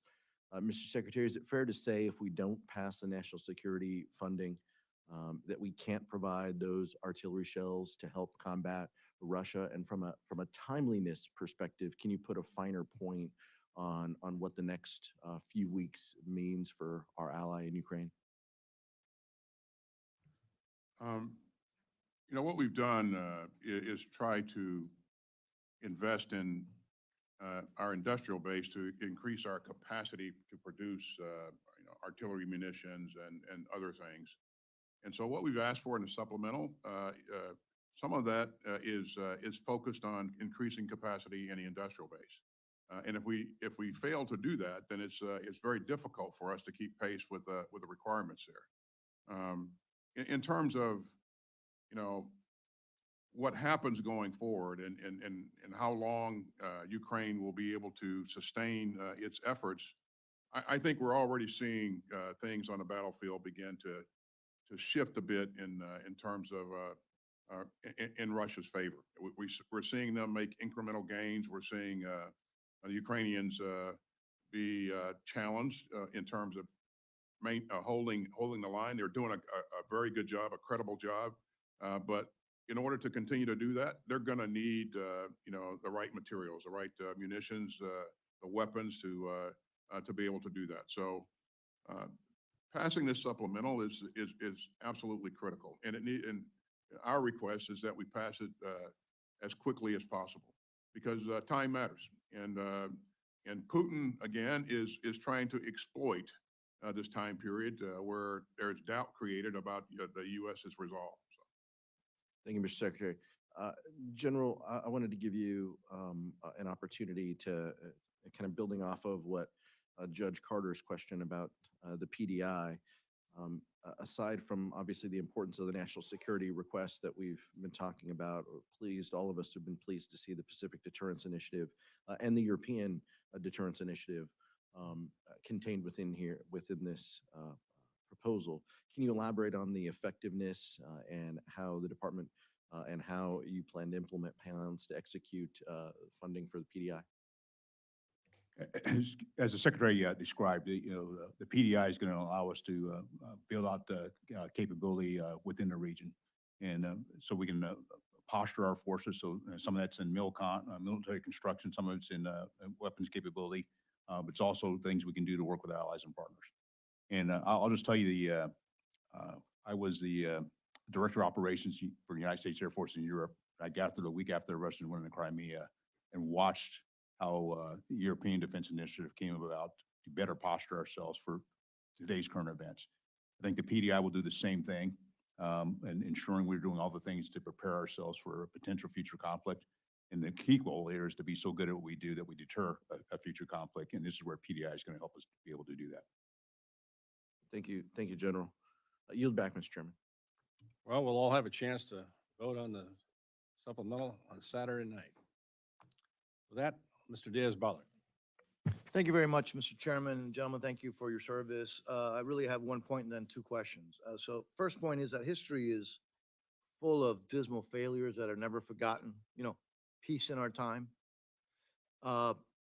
After Putin invades Georgia, that infamous reset by the then Obama, Biden, Clinton administration.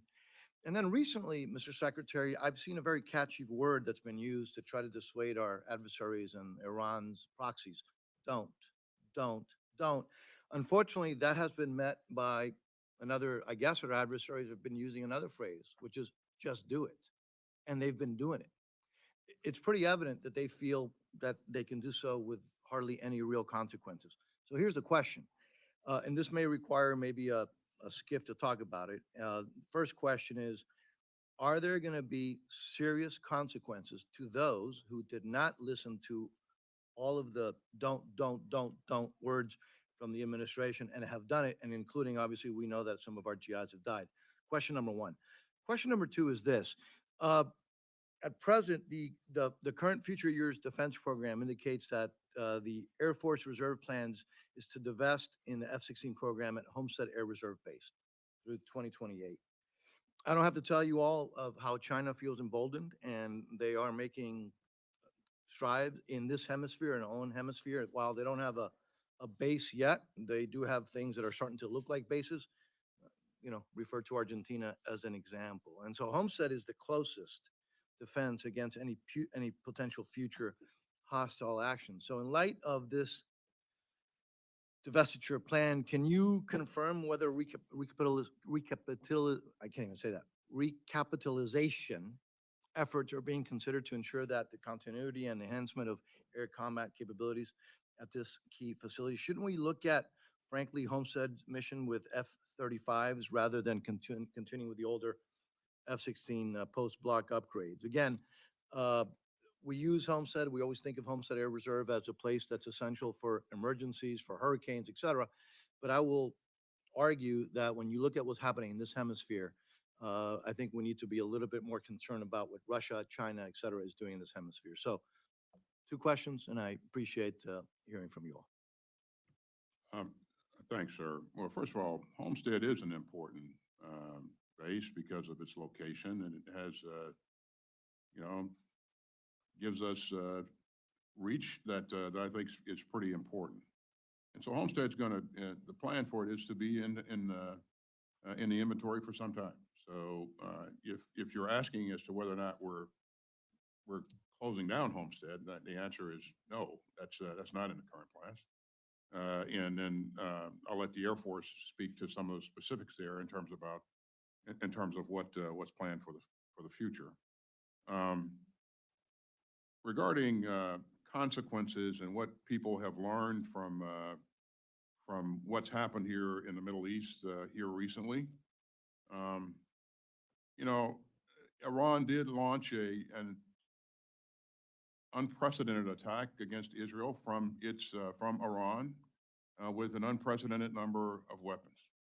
What it should learn from that is that not only does Israel have the ability to defend itself against significant challenges, but its allies, principally the U.S., has significant capabilities as well.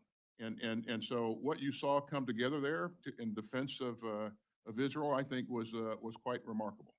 And again, that doesn't happen at the 11th hour. That happens because countries are working together, making sure that we have the right procedures and processes in place to enable us to do that. And the skill of our pilots and the ability to pass information between countries and share insights on battle space, I think all of that came together the way it was supposed to come together. And General Kurilla and others have been working on this issue for quite some time, and I think you saw some of the outcomes on Saturday night. But what Iran should learn is that number one, their assumptions are wrong, and number two, that we're going to do what's necessary to help in the defense of Israel. Mr. Secretary, I get that I'm running out of time, but the key here, though, is that the administration, you, the president, said, don't, to a number. It wasn't just Iran, it was their proxies, and what they did is did. And what I'd like to hear from you, again, probably this may not be the place, what are going to be the specific consequences for those who basically thumbed their nose at the President of the United States, at you, at others in the administration? When you said don't, they said did. And I hope that we are able to see some serious consequences, because otherwise, with all due respect, just like peace in our time, just like the reset, that's going to be one of those words that will be kept for history's sake as frankly a very sad joke. I'm out of time. I yield back. Thank you, gentlemen. Mr. Kilmer. Thank you, Chairman, and thank you, Mr. Secretary, for being with us. Naval Hospital Bremerton in my district closed its labor and delivery unit in April of 2022 as a result of the military health system downsizing several military treatment facility capabilities and staff. In my neck of the woods, the local healthcare network has simply been unable to manage the additional patient load, and it is unrealistic to have our service members travel all the way to Madigan Army Hospital, which is 43 miles away, not to mention having to cross a toll bridge for consistent general and maternal care. Without continued pressure on DHA to expedite reassigning additional personnel to the Naval Hospital and reopening the labor and delivery unit, healthcare for our sailors and their families will continue to deteriorate. These shortages are unacceptable and dangerous at a critical time when the Navy plans to expand its missions and maintenance in the region, and when the DoD recently announced the stabilization of the military health system by bringing patients and families from the heavily referred off-base providers back to understaffed MTFs. With this in mind, have you discussed the impacts of these personnel shortages on our sailors' readiness with DHA? We have, sir, and we've also discussed it with the services. And to the point that you're making, we do need to make sure that we invest in our healthcare system by making sure that we have the right personnel on board and the right numbers to be able to provide that service that our service members and families expect. So with that in mind, do you plan on urging DHEA to reassign personnel to Naval Hospital Bremerton to respond to the significant degradation of care in Kitsap County? We're looking at rebalancing our footprint across the board. And of course, that's a part of it, but we're taking a holistic look at this. And as you know, we complied with congressional guidance in terms of consolidation and of resources and that sort of stuff. But as we look at this and as we endeavor to make sure that our families and our troops and our families are getting the right kind of health care, it requires that we relook some of the assumptions and relook some of the manpower allocations that we've made in the past, and we're doing that. I'm making a personal plea that you look at this specifically related to Naval Hospital Bremerton and labor and delivery.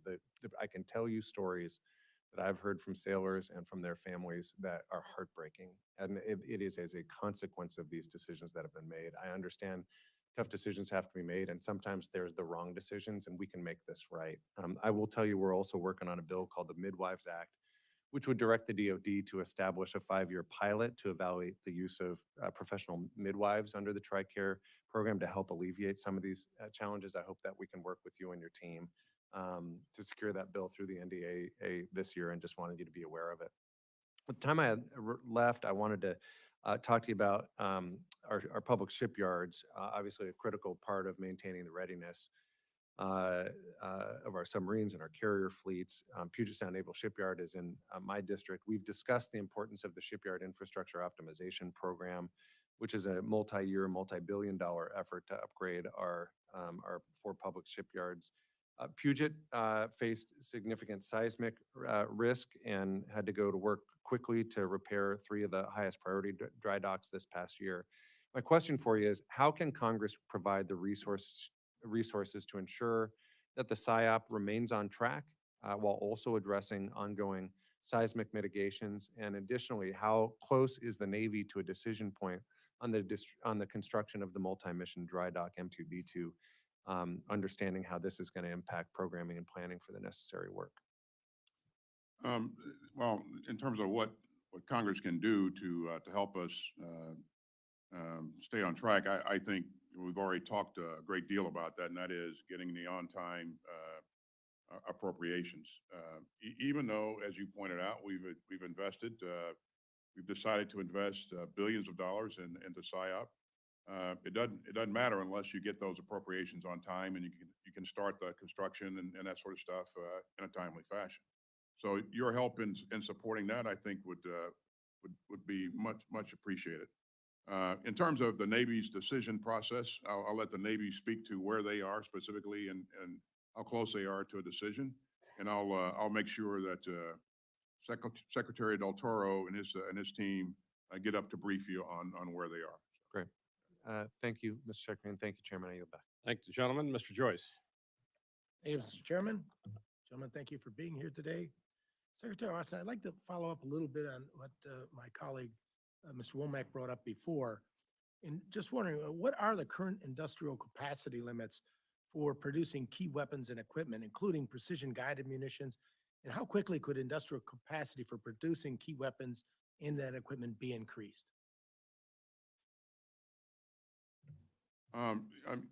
Clearly, there are limits, and each line of each munition, each weapon system is different. And we have worked with industry for on those critical items, things like Javelin, artillery munitions, artillery pieces, to expand capacity and to increase production rate as rapidly as possible. Because of a number of challenges, this is not instantaneous, and there are some clear lessons learned here. If we want to be able to expand rapidly in the future, we need to think about how we're doing things and whether or not there are certain processes in the overall system that we can compress. Where there are things that we can buy ahead to be able to have on hand so that we can rapidly expand production. Those are the kinds of things that we're working with industry on.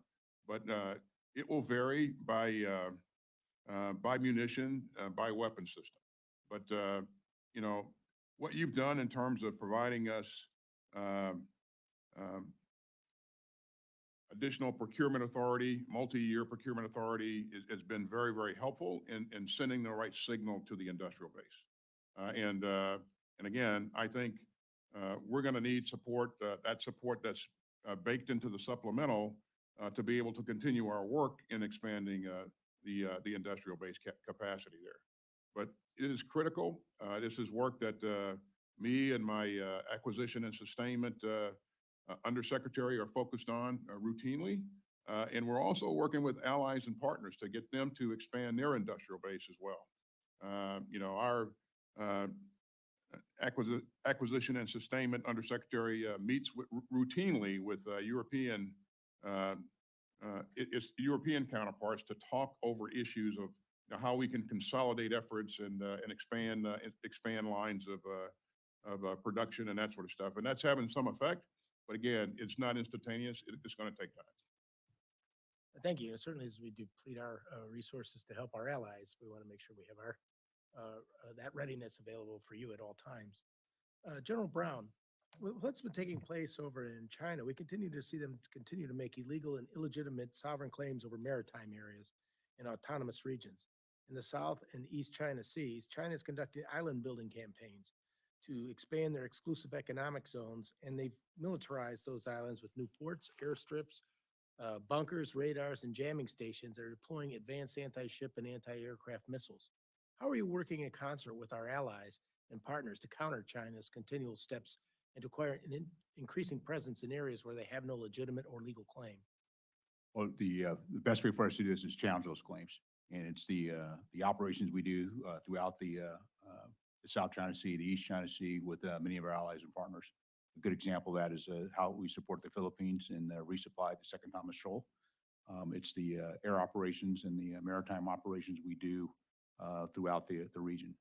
I would also highlight to you, having spent time as the Commander of Pacific Air Forces and watched over the past really 6 years, the growing strength of our partnerships with many of our allies and partners and how they are adjusting their visions, their strategies, and their national defense strategies to line to counter what the PRC is doing in the region. And all that together is a way for us to push back. And it's not only what we do from a military standpoint, but also with the rest of our government and the other governments from an economic standpoint and how that plays into to counter what the PRC is doing in that part of the world. Thank you. I yield back, Mr. Chair. Thank the gentleman, Mr. Case. Thank you, Mr. Secretary. I appreciated the dialogue you had with my colleagues earlier on the Pacific Deterrence Initiative. I've been asking questions in our hearings this year to try to figure out what PDI actually means, and I have to admit I'm a little more confused than when I started. If it is meant as a itemization of or a confirmation of focus on China and the Indo-Pacific, clearly 9.9 billion is not that. So it's not supposed to be a summary of how good we're doing in terms of a budget against the China threat and our big picture response. If it's meant to be kind of a more of a short-term laundry list for things that we need, isolated things that we need to be doing in conjunction with ancillary to a specific part of our budget, I can understand that. But when I take a look at the PDI list that we have for this year, clearly some things I think fit into that category, but others, for example, weapons acquisition, it seems to me should be kind of more of a base budget as opposed to PDI quantified. So it's not necessarily a question, just an observation. And I'm not sure what it means nowadays. And I'd love to work with, we've had some answers have been to the effect of, it can mean a lot of things to a lot of people. It's accounting. If it had an OCO style component to it, if there was more flexibility in the Indo-Pacific region to apply it to things like campaigning, maybe it would work better. But I think it's a kind of a work in progress, and I'm not sure it's exactly matching what we're trying to achieve. But that's more of a rhetorical statement. My question has to do with this comment. I think we all realize in spades that wherever in the world it is, we can't do this alone. We shouldn't do this alone. We're not going to do this alone, and we need to have our partners and allies be full contributors along the way, full participants. We certainly have seen this in Europe, as you pointed out in your opening statements, and we've seen a real increase in the Indo-Pacific as well. And an important component of that, I think we would both agree, is, I guess, what we euphemistically call campaigning. So the sum total of the connections that we develop with other militaries throughout the region, throughout the world, joint training exercises, interoperability, that whole range. I wondered if you might just give some comment to how that's going with specific regard to the Indo-Pacific, where we clearly have needs with key allies such as Japan and Korea and the Philippines, of course, here this week, Australia, New Zealand, and beyond. But also, I was concerned with whether this budget does give sufficient attention to the overall area of connections between our military, strengthening those bonds, giving them the resources, the tools, the training, the incentives to undertake a greater share of the overall defense. I did note that, for example, in Indo-PACOM's unfunded priorities, they came in, one of their highest unfunded priorities was about $500 million for campaigning. So I just wondered if that's how Indo-PACOM feels about campaigning, and I value their input, why didn't that get into the base budget? Or, where does campaigning stack up? How do you think it's going? And how do you think we fund it properly? Thanks, sir. As the chairman indicated earlier, these operations and exercises are fundamental to our readiness. And you see us investing some $147 billion into readiness. That's a decision that we made in light of the fact that there is a cap on the top line. So we chose to invest in readiness and some modernization, and also taking care of our people.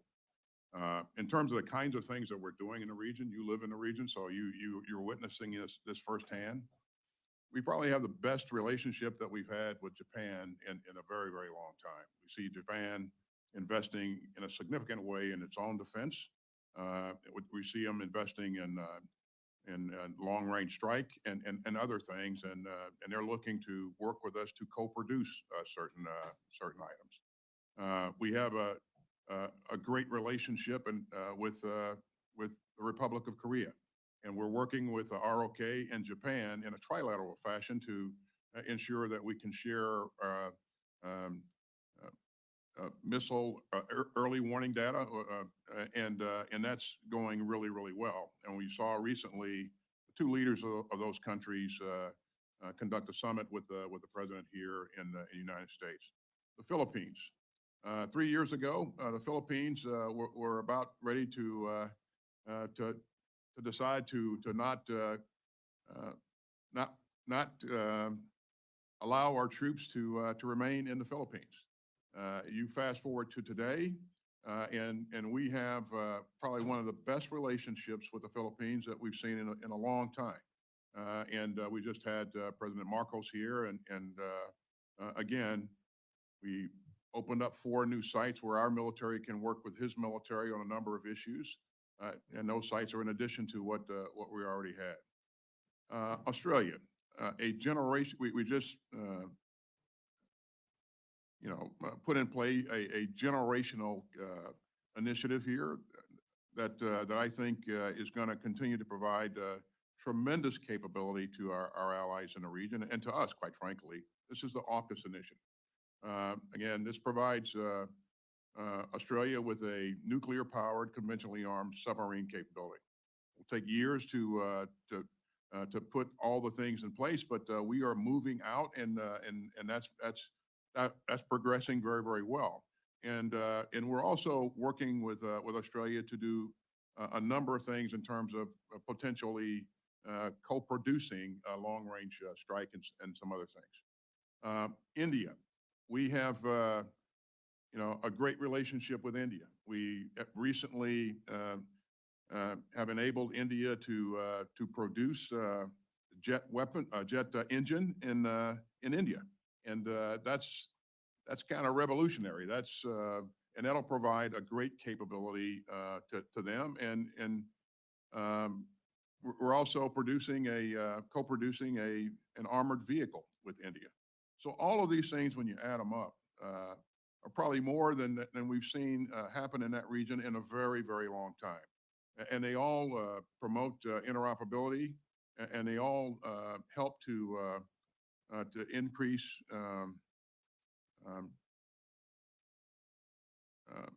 our ability to respond to a number of different things. But again, these are real meaningful steps that I think we've taken in a region that I think a lot of people are not aware of. But we have made tremendous progress, and we'll continue to do so. Thank you, Mr. Secretary. Mr. Garcia. Thank you, Mr. Chairman, and thank you all gentlemen, for your service to our beautiful country. General Brown, congratulations. Pretty good for a Viper guy to be where you are right now. So I see our biggest near-term tactical threat is our open southern border, and obviously the biggest strategic threat, which I treat as an existential threat to our country, being China, as well as our debt, but that's not your fault. I don't think we have a capability gap.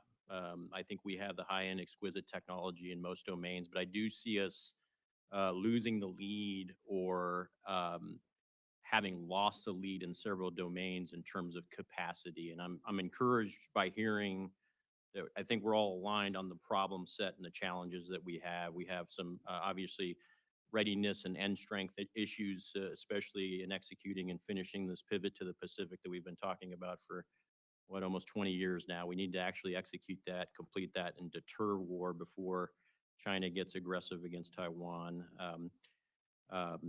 And I think the bottom line is that whether the number is $825 billion or $850 billion, we've got to make it behave like $1 trillion relative to what we are trying to accomplish here and get those efficiencies. I think any investments, and you're spot on, the CRs are the most deleterious move that we can do in that regard. But I think beyond the CRs, if we're going to make investments in our industrial base, we also have to make sure that we're streamlining contracting and valuing speed as a measure of merit out of the Pentagon. And I don't think we have that right now.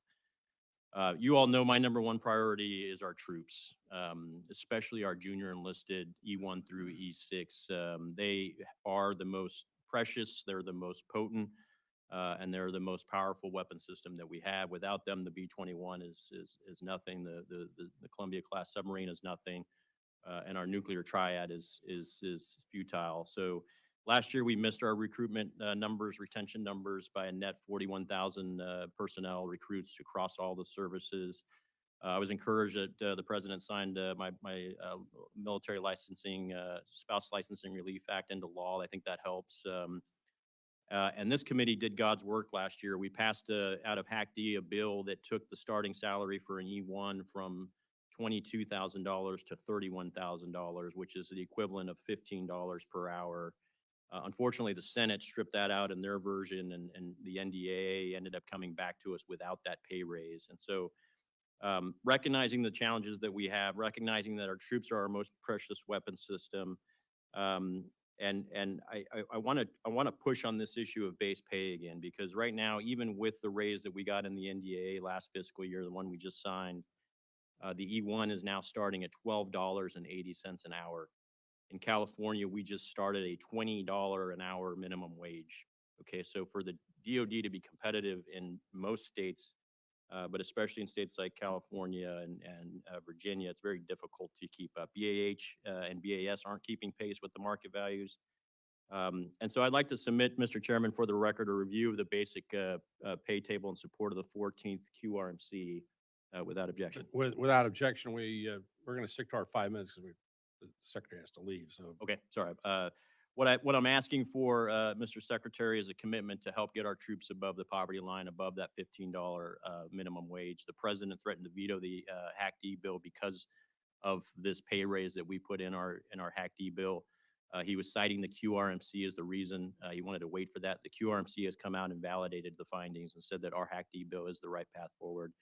Can we get a commitment from you that you will help us get our junior enlisted E1 starting salary above $15 per hour in the next year or so? As you would guess, this is a very important issue to me. And so taking care of our people is something that I'm always focused on. I want to thank you and your colleagues for supporting a 5.2% pay raise for our troops. That's the largest pay raise in 20 years. And before that, the year before that, we had a 4.6% pay raise. In this budget, we're asking you for a 4.5% pay raise. So my goal is to reduce the costs that our troops and families are facing and increase the resources, whether it's just childcare, whether it's prices in the commissary, a number of things that we've done. And you're right, BAH is a thing that we're focused on to try to make sure that we're coming close to keeping pace and keeping pace. But the market in certain areas is pretty dynamic, and it's no easy task to keep pace. But we remain focused on it. thank you, Mr. Secretary. If you can get us a written response on that. I know you committed to getting us a compensation review to us as soon as possible. We'd love to have it as soon as possible before we can review that in for the FY25 proposal. With that, Ms. Kaplan, recognized for 5 minutes. Thank you, Mr. Chairman. Sorry to be late. We had our own hearing. Secretary Austin, great to see you. Welcome. Your written testimony rightly states the world of chaos and conquest that Putin seeks, one in which autocrats think they can rewrite borders by force, would leave the United States far less secure, unquote. You understand what is fully at stake at this pivotal moment in Ukraine, Central Europe, and indeed the free world. Generations of immigrants from Central Europe sought security on our shores. I am a descendant blessed by the survival of our grandparents' struggle to escape Bolshevik Russia. Yet many Americans appear not to fully know the history of Central Europe and what is at stake today. What are you and the Department of Defense doing to better communicate to the American people the gravity of the current real threat to the free world represented by an armed Russia, the third largest military in the world? And then secondly, do you have any concerns that the defense medicine in your department could be compromised by the complete growing dependence of our country on imports of pharmaceutical ingredients from foreign countries, some of which are adversaries? Thank you. So in terms of what we're doing to communicate on this issue, we seize every opportunity to point out how important this is to us in terms of our national security, how important this is to us for our defense industrial base, and the fact that Ukraine matters not just to Europe but to the entire world. And this is about the rules-based international order. And again, as I've heard me say a couple times this morning, the rest of the world is watching. And they're watching to see whether or not the United States of America is going to be a dependable partner or not. And if it's not, then that's going to change their behavior. If it's one of our adversaries, they will feel emboldened. If it's one of our allies or partners, they will then question whether or not they can depend on us when times are tough. And so this is really important to us. But it's, I think that Ukraine has done a commendable job in terms of, protecting its sovereign territory, taking back some of the territory that the Russians have taken, and holding their own. And they've done that because of the security assistance that we and 50 other countries have provided to them. They haven't asked us to fight for them. They just asked for help in terms of security assistance. And so I think the right thing to do is continue to do that. On defense medicine and the pharmaceuticals being used in theater by our own soldiers and the purchase by the Department of Defense of pharmaceuticals, what are you doing to assure their purity? and Well, the manufacture in health this of our country? troops, again, is important to us. And if there is a threat here of us not having the, pharmaceuticals that are up to speed, and certainly that's something that we will delve into. But I will get back to you on that issue. Thank you very much, and thank you for your service. Thank you, General Lee. Mr. Elzey. Thank you, Mr. Chairman. Thank you, gentlemen, for being here. He left, but I want to point out that Steve Womack and I don't like each other very much on one day, and that's Army-Navy Day. But we're very good friends other than that. I would argue with General Brown that my Super Hornet will kick your tail in a fighting Falcon. I know you like to call it a Viper. But for most of the days, and it is as it is today, we should all be united. Mr. Secretary, you and I on social issues probably don't agree on a single thing. But today is April 17, 1940 in my mind, and I'm on your side because the winds of war are already blowing overseas in a way they haven't in 80 years. We have 4 dictatorships, all of which are involved in genocide. Iran, genocide of the Jews. Russia, genocide of the Ukrainians. China, genocide of the Uyghurs. And North Korea wants to redefine their relationship with the South through armed combat. I wish it was April 17, 1946 when we could talk about cuts, but we can't. Furthermore, I would argue that we're already at war on our southern border against the cartels because they're killing wartime numbers of Americans, 200 a day from fentanyl poisonings, which in my mind is a weapon of mass destruction on a chemical basis aided by China, controlled by the cartels. In addition, we're losing that many number of people that you're trying to recruit that need to be going to the police force, to the reserves, to teaching, to having families in this country. You're in a struggle against a group that is being killed at wartime numbers, not seen since World War II. We should be on a wartime footing in this country right now. So the border is an issue. But those 4 regimes that I just talked about make it look like it's April 17, 1940. And we've been fortunate enough to see a constellation of stars on shoulders this week. And what they've all told us from the EUCOM commander, he says he needs EW and AEW. They're not building any 18 Growlers anymore. We need more of them. The Israelis need tankers. I talked about that in June when we went there before October and talked about that with the Prime Minister. Indo-PACOM and the Marines need contested logistics capabilities with C-130Js and their landing ship medium. In Ukraine, most of the money that we're going to spend goes to weapons for us. We won World War II with Liberty ships. And this LSM that the Marine Corps needs 35 of and identified that in 2022 would have cost $100 million apiece.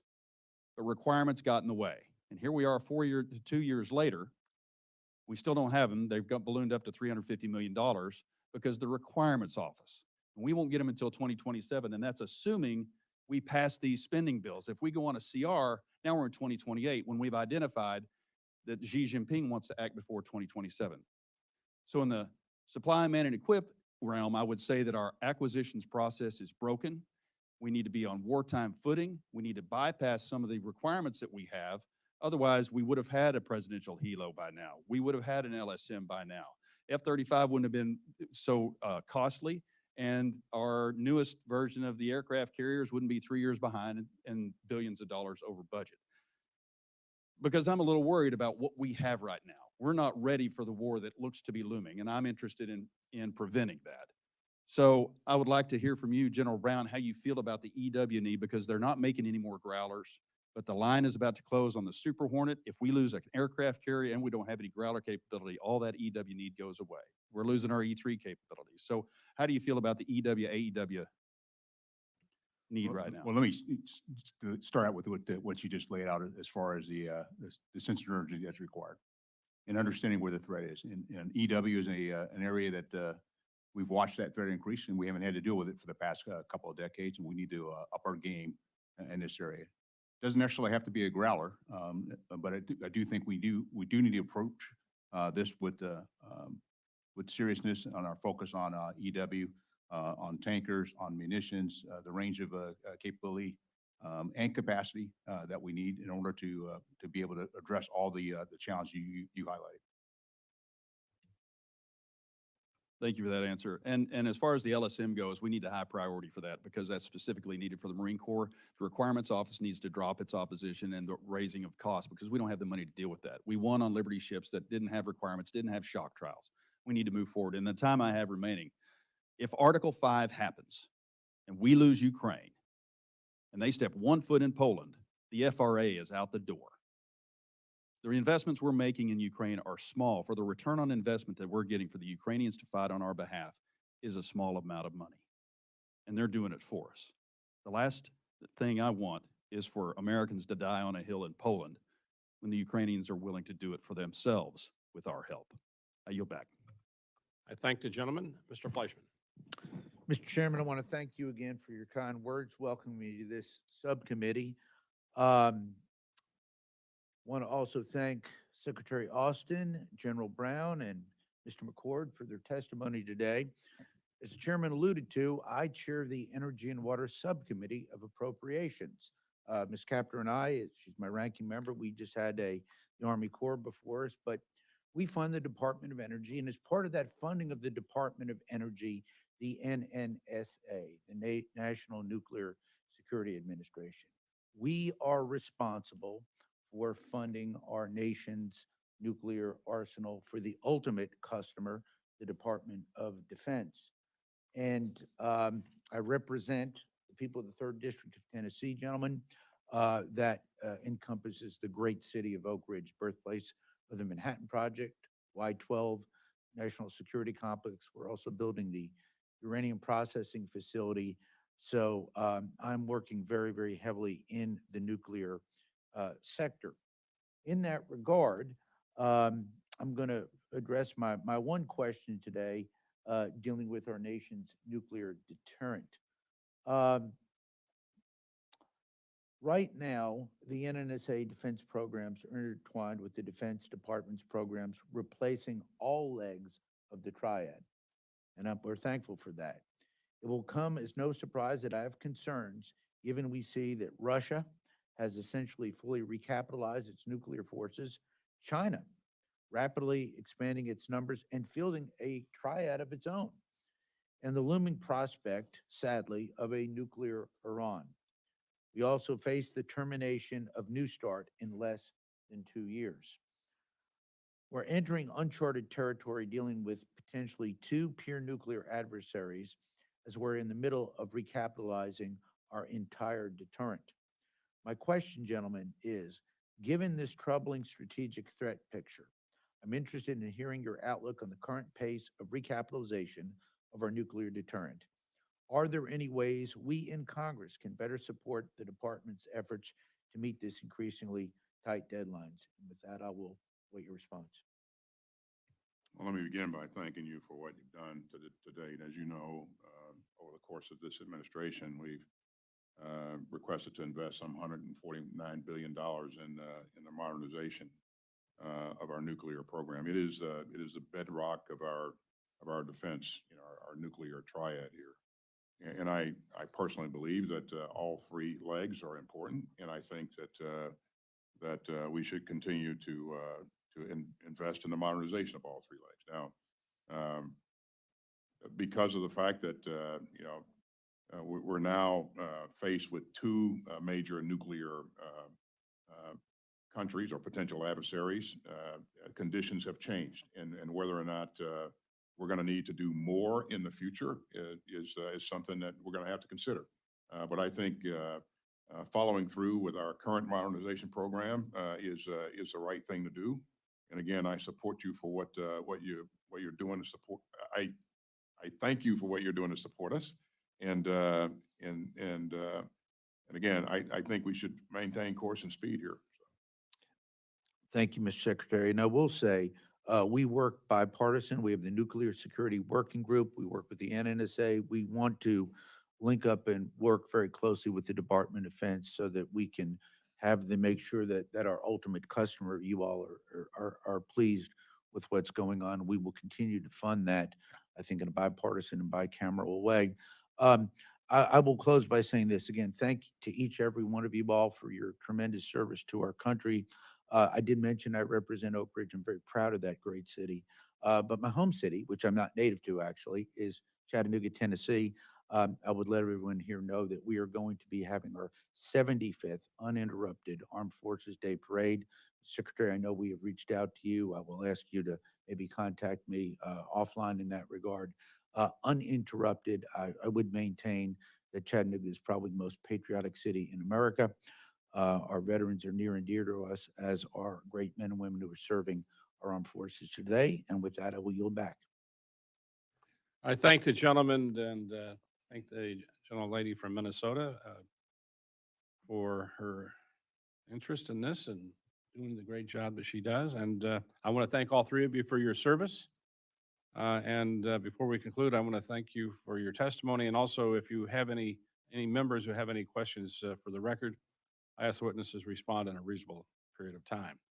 With that, thank you. The subcommittee is adjourned.